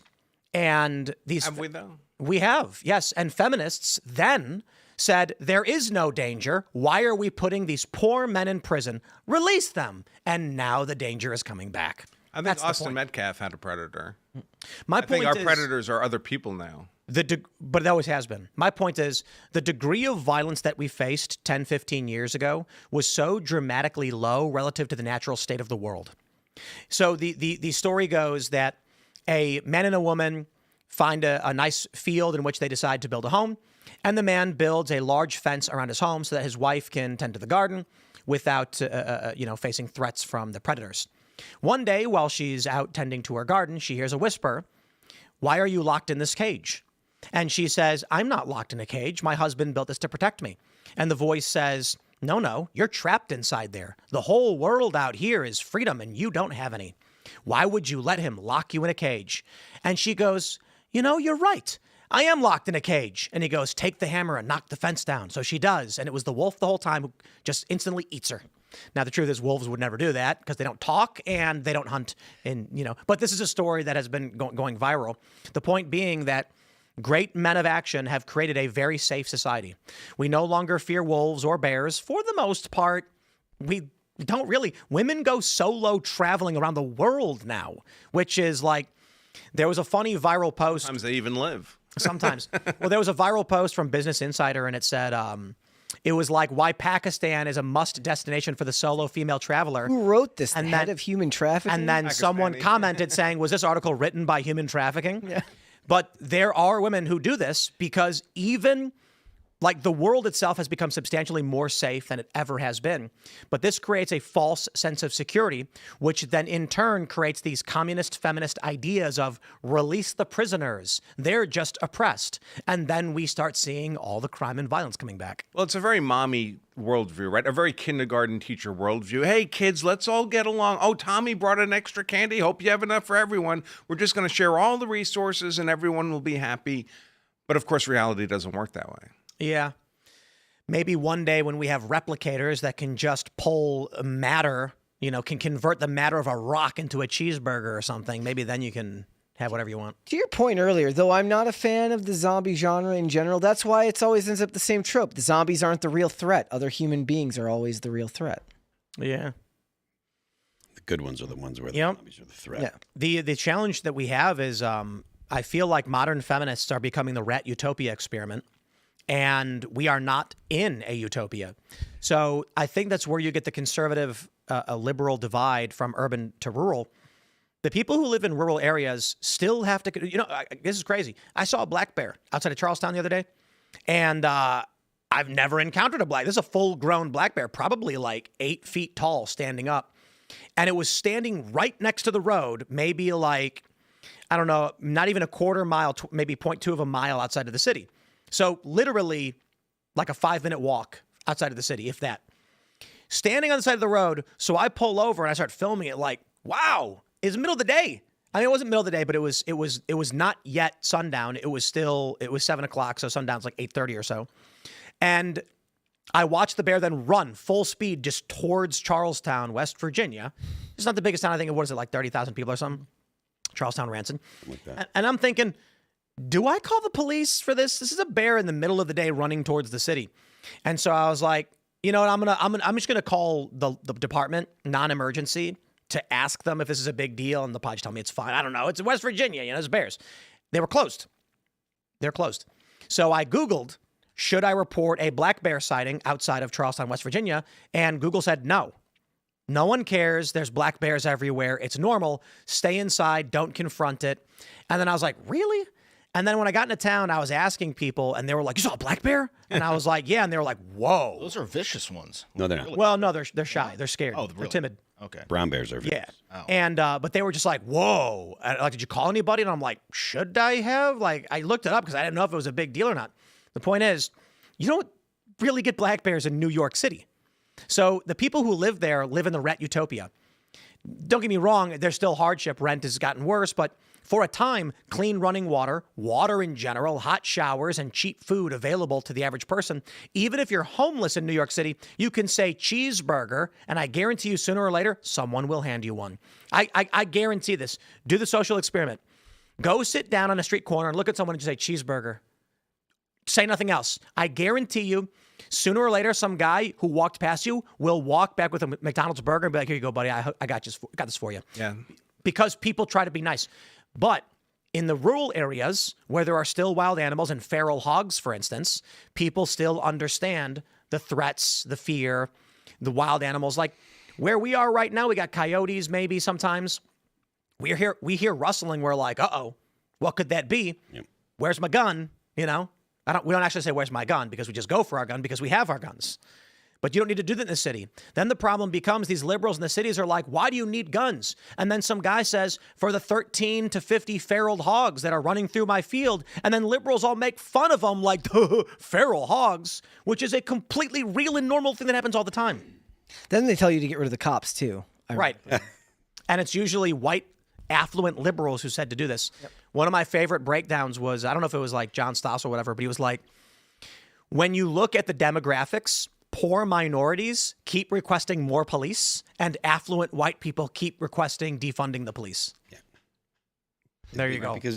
Because they don't have any, just like you were saying, they don't have any, real contact with reality. These things generally don't affect them. They live in good neighborhoods, upscale neighborhoods, and where crime doesn't usually go to. I think you may have just solved all of our political issues.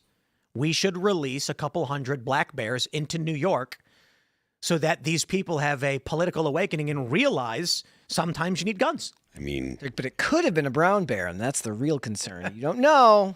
I mean, in Colorado, Colorado's almost completely red counties, except for Denver and Boulder are hard blue. And so they had a statewide referendum to reintroduce wolves into Colorado. Okay. And I used to go camping in Colorado. I go motorcycle camping, stay in a tent up in the mountains, and they brought these wolves back. And it was the entire state voted against it, except for Denver and Boulder, because these people have never seen a wolf outside of a Disney animated movie. Just if you've never seen a real wolf, just imagine the biggest German Shepherd you've ever seen, the most aggressive looking German, and triple it. I mean, they are huge, and they run in packs. Mm-hmm. And if you're a family, mom and dad and two little kids in a cloth tent, and these things are hungry, you are done. I don't care if you have a gun or not. I stopped camping in the mountains. Didn't they have to rescind it because it was a disaster or something? It is a disaster. Lots of cattle are getting killed. Yep. It's still in effect. I mean, they're out there now. It's like if you want to get rid of them, you have to send hunters out to actually, What was the argument? The deer population? Because I can take care of the deer. You know what I mean? I don't know what the arguments are. They do it in this kind of animated Disney style pitch, and I was nature, it'll be wonderful. We'll bring everybody back. I'm like, there's actually like a wolf park you can go to in Colorado where they're like captured and you can go look at them. I was like, you should not be allowed to vote yes in this referendum until you go there. You sign a certificate. I've looked at what a wolf actually looks like. No. I think what we should do is we should time the average person's run speed. And then if you want to vote on this, you are placed at a distance from the wolf where if you run at least the average human run speed, you will escape through the exit door, just through the turnstile, only one way, and the wolf will not. And then we'll put you in there, open the wolf door, and if you make it out, we're willing to take your vote. And the wolves won't be hungry anymore. Well, that's if you run slow. Yeah. So, Yeah, I've seen many a wolf at zoos and things like this, and they're massive. It's kind of weird how, I don't know, their legs are kind of like the thin almost. I don't know how to explain it. because I guess it's because we've made dogs so weird Right. that when you see a wolf and they're like tall and built to run, that I'm just seeing like people think golden retriever and they're foofy and doofy. You know what I mean? They don't really look that much like dogs. No. Well, they clearly are related, but you know. Oh, and I went to a party once. I was in Miami, and someone brought a wolf dog, and this person was insane. And I was like, I'm leaving. It was let me put it like this: the way they describe it is that dogs are permanent wolf children.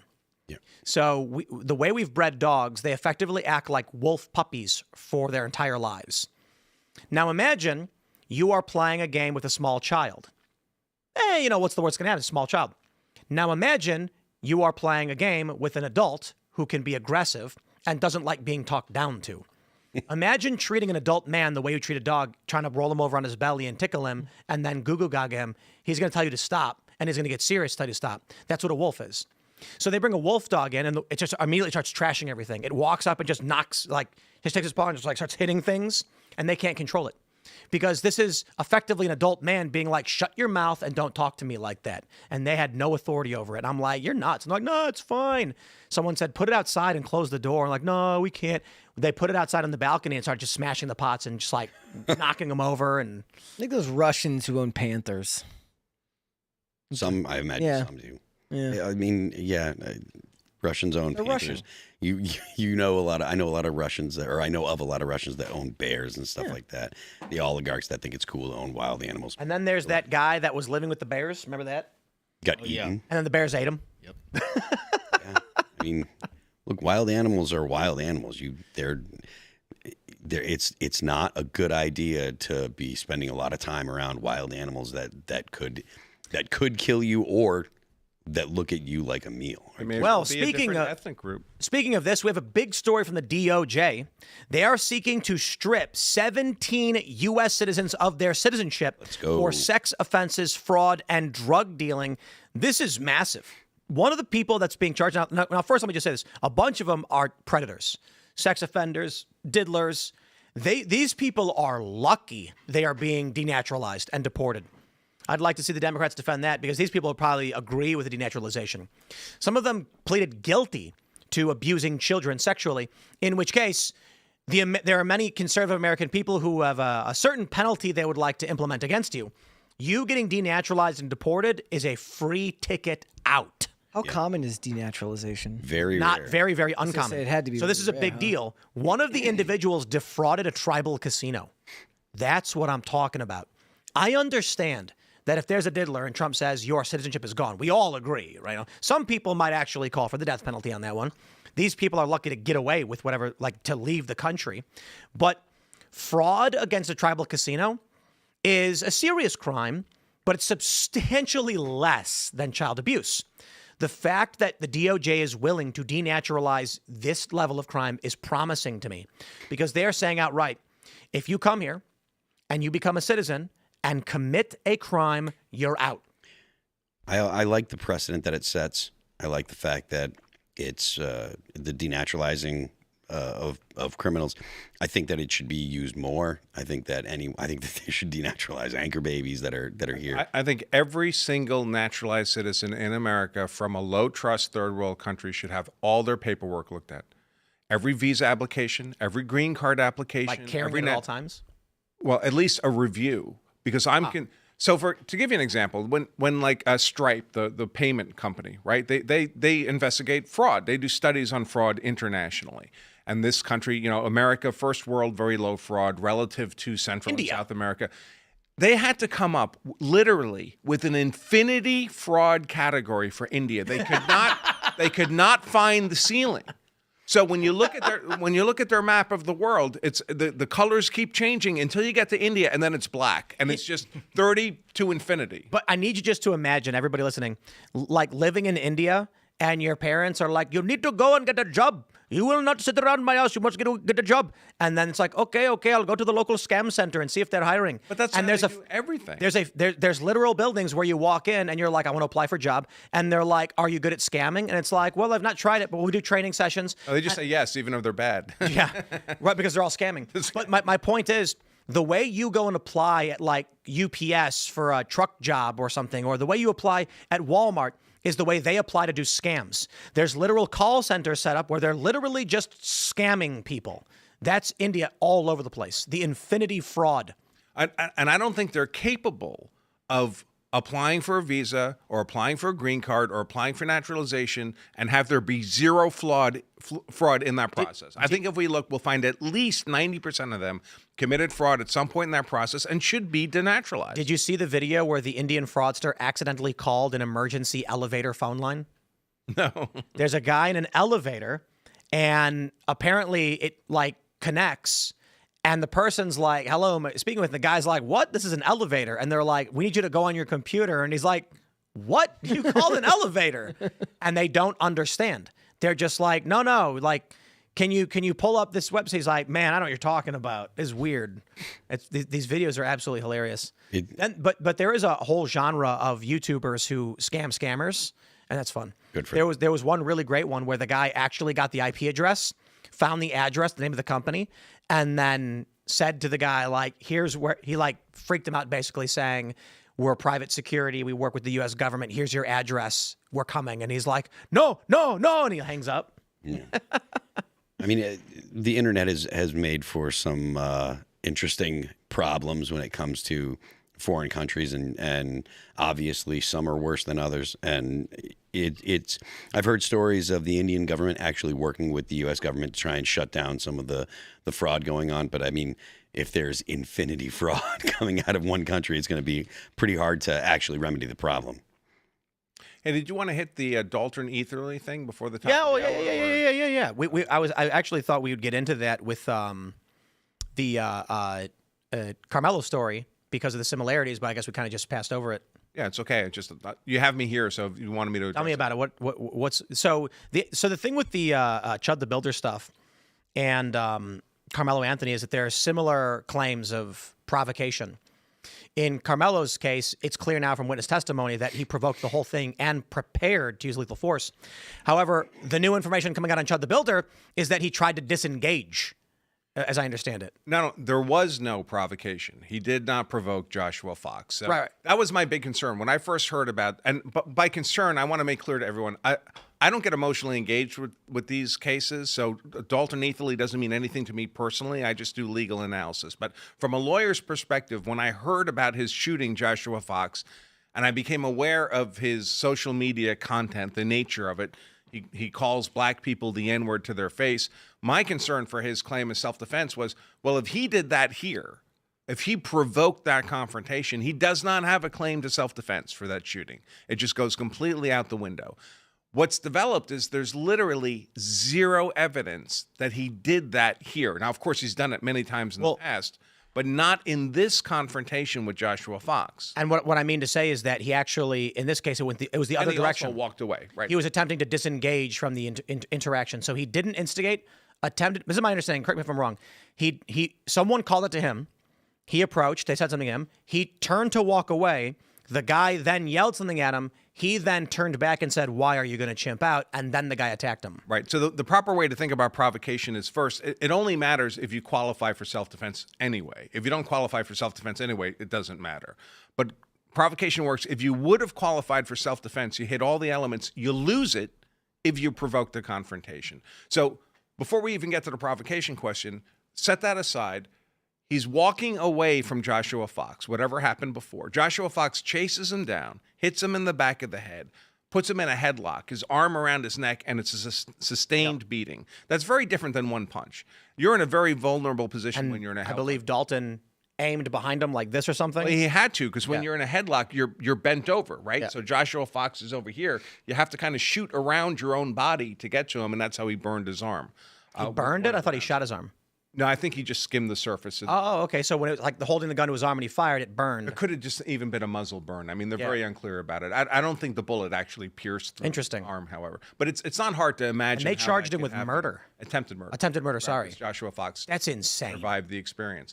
That's all A classic example of lawful self-defense against a deadly force threat. A deadly force threat doesn't have to kill you. It just has to threaten you with serious bodily injury. Someone has you in a headlock, their arm around your neck, and they're beating you. You can easily be inflicted with serious bodily injury under that circumstance. Arguably, right? Maybe not. You'd have to convince a jury. But so he has a robust claim of self-defense. The risk there is, well, all that could be true, but if he provoked the attack in the first place, he called that guy the N-word, then it all goes out the window. You simply lose the self-defense because of the provocation. But there's been several hearings in court now, and the prosecutor has been talking about the facts of the case and never once has said, we have evidence of provocation. What they're trying to do is take all his videos where he said the N-word in other cases and say, we're going to ask the jury to infer from those instances that it must have happened here. But we don't have any actual evidence that it happened here. Do you think that I mean, obviously this is you're guessing, but do you assume that the judge would allow that evidence into the court? I mean, there's a path to let it in. And the path to let it in is not as character evidence. He did a bad thing before, so he's doing a bad thing now, but there's other legal rationales. So you can bring in such evidence, for example, to demonstrate that there was not a mistake happening here. This is a repeated pattern of behavior. We're not saying he's bad character. It's just it's a modus operandi. It's something he had his camera in his hand on his stick, his selfie stick. We think that's the pattern he engages for his social media creation. We want the jury to infer he's done it lots of other times when he's walking around with his camera. He was creating social media content here and did it again. And the judge may well allow it for that purpose. If the judge does, then all that other video content now is fair game to come in before the jury. And then you have the problem where he could be very meritorious on a self-defense claim, but it all becomes tainted because normal people are conditioned to recoil. I think he's getting locked up. Oh, could well be. I don't think we're asking questions of merit. I think we're asking questions of politics. Yeah, and so that's the big challenge for his attorney. It's not the legal merits, it's the politics. So the thing with Carmelo Anthony is it's so egregious. Good lie. I mean, this kid's getting locked up. You can't really do much about it. And he's not dead. With the Dalton shooting, I guarantee you, and I think you agree with me, they already had the meeting probably with activists, probably like a prominent lawyer, and they all said, well, we don't want riots, so we're going to lock Dalton up and make sure he doesn't get out so that way no one burns the city down. They don't even need a meeting. I mean, 25% of the county, for example, is African American. The judge runs for election. The prosecutor runs for election. They're not going to obliterate 25% of the electorate to defend Dalton easily so he can be a First Amendment radical. I see this video posted by Tommy Robinson at the 640. Did you guys see this? No. This is absolutely insane. We're going to cover this in the uncensored portion because I can't show it. I'm not on YouTube. He says an invader was trying to decapitate a man in Ireland in Belfast, and a bunch of dudes run up with shovels and they start bashing him. I'm just sitting here watching this video being like, when do the indigenous say no? The native-born Irish say enough of this murder and rape, and we've seen some riots and some stuff, but take a look at the Henry Novak story in London. He was murdered by a Sikh, and the police came, and they're like, oh, no, but he was racist, and the cops go, okay. So they go and cuff the guy who was being murdered and dying. Until people are willing to stand up and say enough of this, like, obviously, I guess my point is this: they're not able to vote themselves out of this problem, right? Or that. Well, let's entertain the calculus. To the politicians, if you put the white racist in jail, that's it. It's over, right? If you don't, you will get riots and violence. So, which way are you going to go? It's obvious. So I remember, this is an interesting analogy in a sense, because I don't know if you guys saw the Ethan Klein news. Did you see this stuff? Mm-mm. He sued over copyright infringement. Actually, I mean, we probably should talk about this. It's just not such big news, but it's not big to people, but it's one of the biggest stories, I think, of the past. Like, long story short, he made a documentary about Hassan Piker. It got watched in its entirety by several streamers. He sued and lost. The judge argued that you can watch someone's entire production on a live stream and it's fair use. So this is massive for copyright law.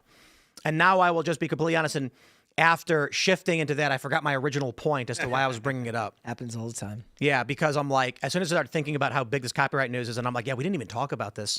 This means that you could theoretically, if you made a YouTube channel called I Hate Marvel, you could watch Avengers in its entirety, live streaming it, staring at it, as long as you make some comments periodically. My guess is that the Marvel lawyers will fight a lot harder than precedent set.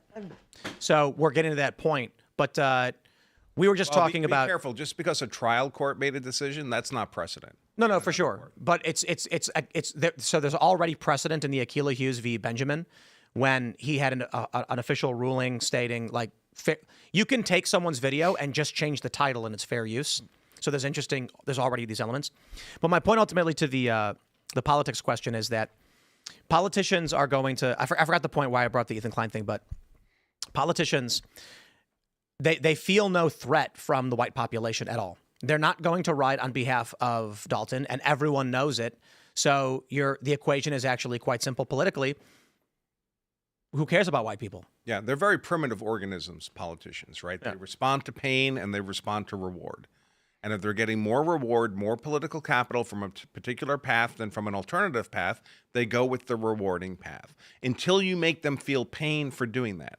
And traditionally, in civilized societies, the pain was de-election. But as we talked about earlier, if the election process is broken, if we cannot legitimately hold accountable the people to whom we provide political power, then there is no way for us to inflict pain, and we're living under a tyranny of the people who count the votes and keep them in power. Yep. And Democrats have been building a one-party control system. They own it in Chicago. They own it in California. Most of the blue states operate this way. Trump needs to send in the feds. I fear that Trump is not strong enough. Crushing USAID was good, and I think it was tremendous. But, I see in the chat people saying every day Trump has not put one person in jail. Mm-hmm. So the question is, my hope is that after the midterms, Supreme Court comes out and says mail-in votes are dead because the system of mail-in voting creates a voting week. The law says election day is the voting day, so you can't have any votes collected before or after. That would mean Republicans win forever. If that happens, I am hoping that Donald Trump after the midterms just goes nuclear. But I don't know that it will. That's a win on Trump's part in general because of his appointments to the Supreme Court, Amy Coney Barrett notwithstanding. But in general, having a more conservative-leaning Supreme Court, getting them wins on things like that for precedent is a big deal, even if there's a lot left to be desired with a lot of the other things going on. And I don't know if I buy that there's going to be a lot of, arrests after the fact. Though you could make the argument you said earlier that de-election was like the thing that you had to play on them to try and win them over. But a lot of times that's what ended up having politicians make bad decisions. You make deals with Iran for a certain amount of money because you understand that giving them money is better than the oil prices hurting and then the Americans not being able to get it, the gas prices going up. So they take the least, the path of least resistance because they want to get reelected or they want to stay in office and stuff like that. So, well, you have to build the political capital to take those hits. Yeah. Right now, Trump has that political capital. But it's not inexhaustible. And the closer we get to the midterms and things not looking more positive. It's looking positive to me. The Republicans have the advantage right now. And based on the polling. Based on redistricting. Well, yes, but the polling after the fact still shows a Republican advantage. And Democrats are just betting the polls are all wrong. But the polls usually favor Democrats. So this is looking good for Republicans. There was a post from Index Red. It was all Democrats have to do to win is not be weird. And then pulls up a post. It says trans period day. Yeah. Lost. We're going to go to your Rumble rants and Super Chats. So smash the like button. Share the show with everyone you know. Join us at timcast.com. This uncensored portion of the show is not for the faint of heart. This video from Tommy is absolutely shocking, but we're going to have to talk about where things are headed and have been heading for some time, especially with the Carmelo Anthony story, Dalton Earthley, and what we've been seeing in Europe. In the meantime, we got a few minutes. We'll grab your chats. Hey, can I plug something before? Well, we do that when we wrap up. Joey Giggles says, not politics related, but if you played Destiny, remember to sign the petition to hop on tomorrow for the final patch after Bungie and Sony killed it for Marathon. Marathon is whack. It's awful. It looks disgusting. And Destiny was great. Despite all of Destiny's failures, I am a legacy Destiny player. I played Destiny 1 the whole way through. I played Destiny 2 until just before the final shape. And I think that was the last one that I think I might have played the Final Shape, but I didn't really do much. I think I was on it for only a few minutes. And I just, I work too much to play video games anymore, but I played Destiny 2 quite a bit. I know Phil played Destiny quite a bit. Yeah, the Final Shape was fine, but I think that the release that had the where they first went to the Dreaming City, and I forget what it was called. There was a lot of, it was, anyways, but it was, I played for a while. I'm impressed with how they salvaged the mistakes they made from Destiny 1. You know what I mean? Mm-hmm. So it was a very, very, very fun game with, I would say, adequate story. Adequate. They could have done better. Yeah, I mean, the Final Shape was supposed to wrap the whole thing up, and then the stuff that they did after that, it was just kind of like, And so they could do Destiny 3, and they should, because Marathon is whack. And if they start with Destiny 3, they have an opportunity for something tremendous. And that is starting a new story of humans' expansion. And your missions are based on new cities, new settlements, new threats, and new areas of the solar system or the galaxy even. There's a lot of opportunity they can go with. But anyway. Marathon's like, they have a really, really, really low player base. It sucks. It looks disgusting. It's not. It's like you're playing a mannequin. I'm not interested in whatever that stupid game is. They're trying to be race and gender neutral. Yeah. They're like, how about you play a robot instead? I'm like, the robots were fine in Destiny if you wanted to play the robots. Yeah. Anyway, the Fallen 501st says, hey, Tim, have you thought about making a video covering the recent Lego scandal involving the Utah Police Department? I did. It's on the Tim Pool Show channel. And subscribe. It's on YouTube and Rumble, youtube.com/@TimPool. And I believe it's on Rumble. Is it Tim Pool Show? Whatever. You can search for it. You'll find it. Yeah. It's a new channel where I talk about more of that stuff. All right. K-Toth Swiss says, California fraudulent vote printer go burr. Mm-hmm. Yep. And even if it isn't actually like the kind of fraud that people are assuming, it's definitely a system designed to benefit one party, clearly, and that's not what a vote is supposed to be. John Rambo Z says, have you seen the video of Roy Beck explaining immigration with gumballs? That's a classic. Breaks it down beautifully. One of my favorite ways to explain immigration is the game Life Genesis. Have you ever played it? No. The original game of Life, the old coding game, the hacker, universal hacker symbol is I believe what is it called? The glider from Life Genesis, or from Life. Windows made a version where the game of Life was a grid with yes or no squares. So they turn on, they light up, or they turn off. And based on certain rules, they would reproduce or die. And this created a bunch of interesting interactions where you could program. They then made a version with red and blue. So these things could destroy each other. You could do interesting things where you freeze it, you can draw a big blue square and press go and see how the life of blue will grow, reproduce, and spread out, and then create permanent structures. If you introduce red into it, the blue would engulf and destroy the red. If you created equal parts red and blue, they would go to war with each other and then create permanent structures. And if you take a big blue square or a big blue structure and then keep introducing red into it in real time, if you introduce too much red, the blue stops destroying it and the red starts destroying the blue. So we'll go over this in the uncensored portion. I'll pull up a video of it. All right. We got super chats. Oh, this is interesting. How do you do that? Got a lot. Oh, you want? I want. No, how did you do that? Do what? The chat now on YouTube just switched completely. Oh yeah. Yeah, I did that. Oh, look at that. I mean, it's harder to read. I saw some good ones come through. I want to make sure you got to them. Which one in particular? Oh, just this red one I've seen before down here. Dinah H. Castles. I went to vote and I didn't get an option to vote for mayor. It didn't appear on my ballot. I also didn't receive my mail-in ballot. It was sent to my old address, even though I updated the information with them. This is in California. Who is surprised?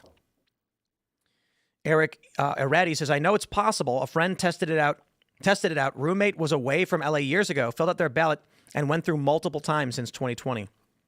Man. What do we got here? Eric Shaver says, you don't have free speech if you can't use it to defend your life in court. A nation where lawyers are the most prosperous is a conflict of interest with a free speech country.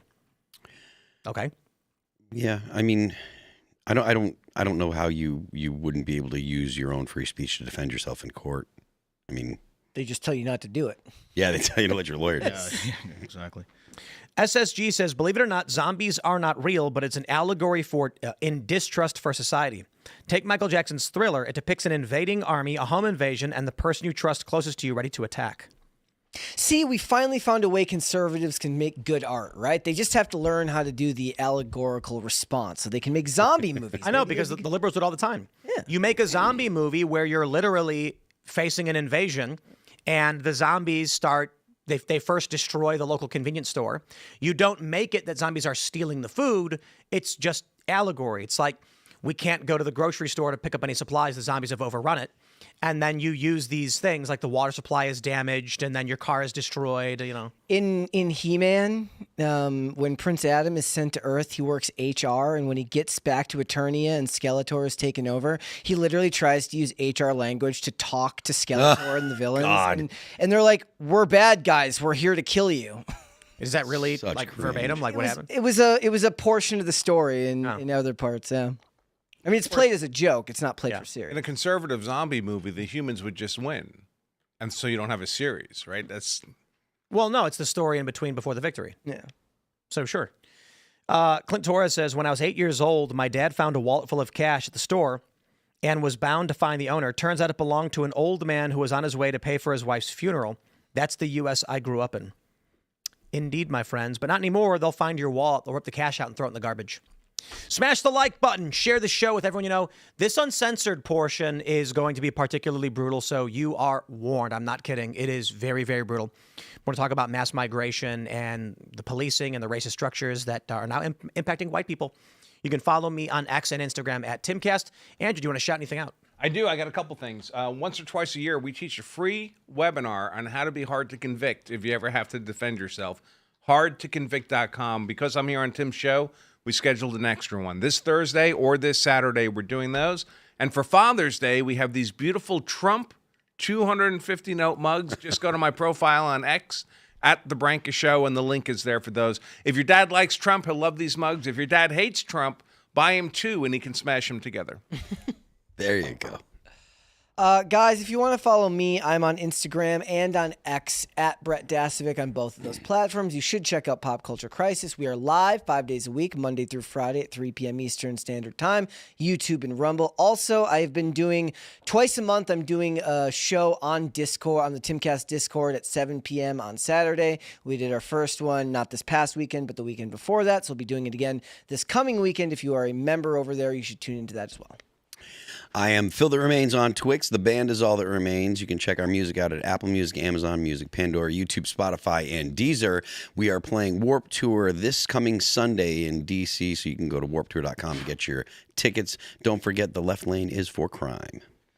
I'm Carter Banks. You can follow me at Carter Banks everywhere and at Carter Banks official everywhere else. I've got a song coming out at 6/19. Didn't realize it was Juneteenth till after I put it out there, but yeah, it's coming out. You can go see the trailer at Trash House Records on YouTube.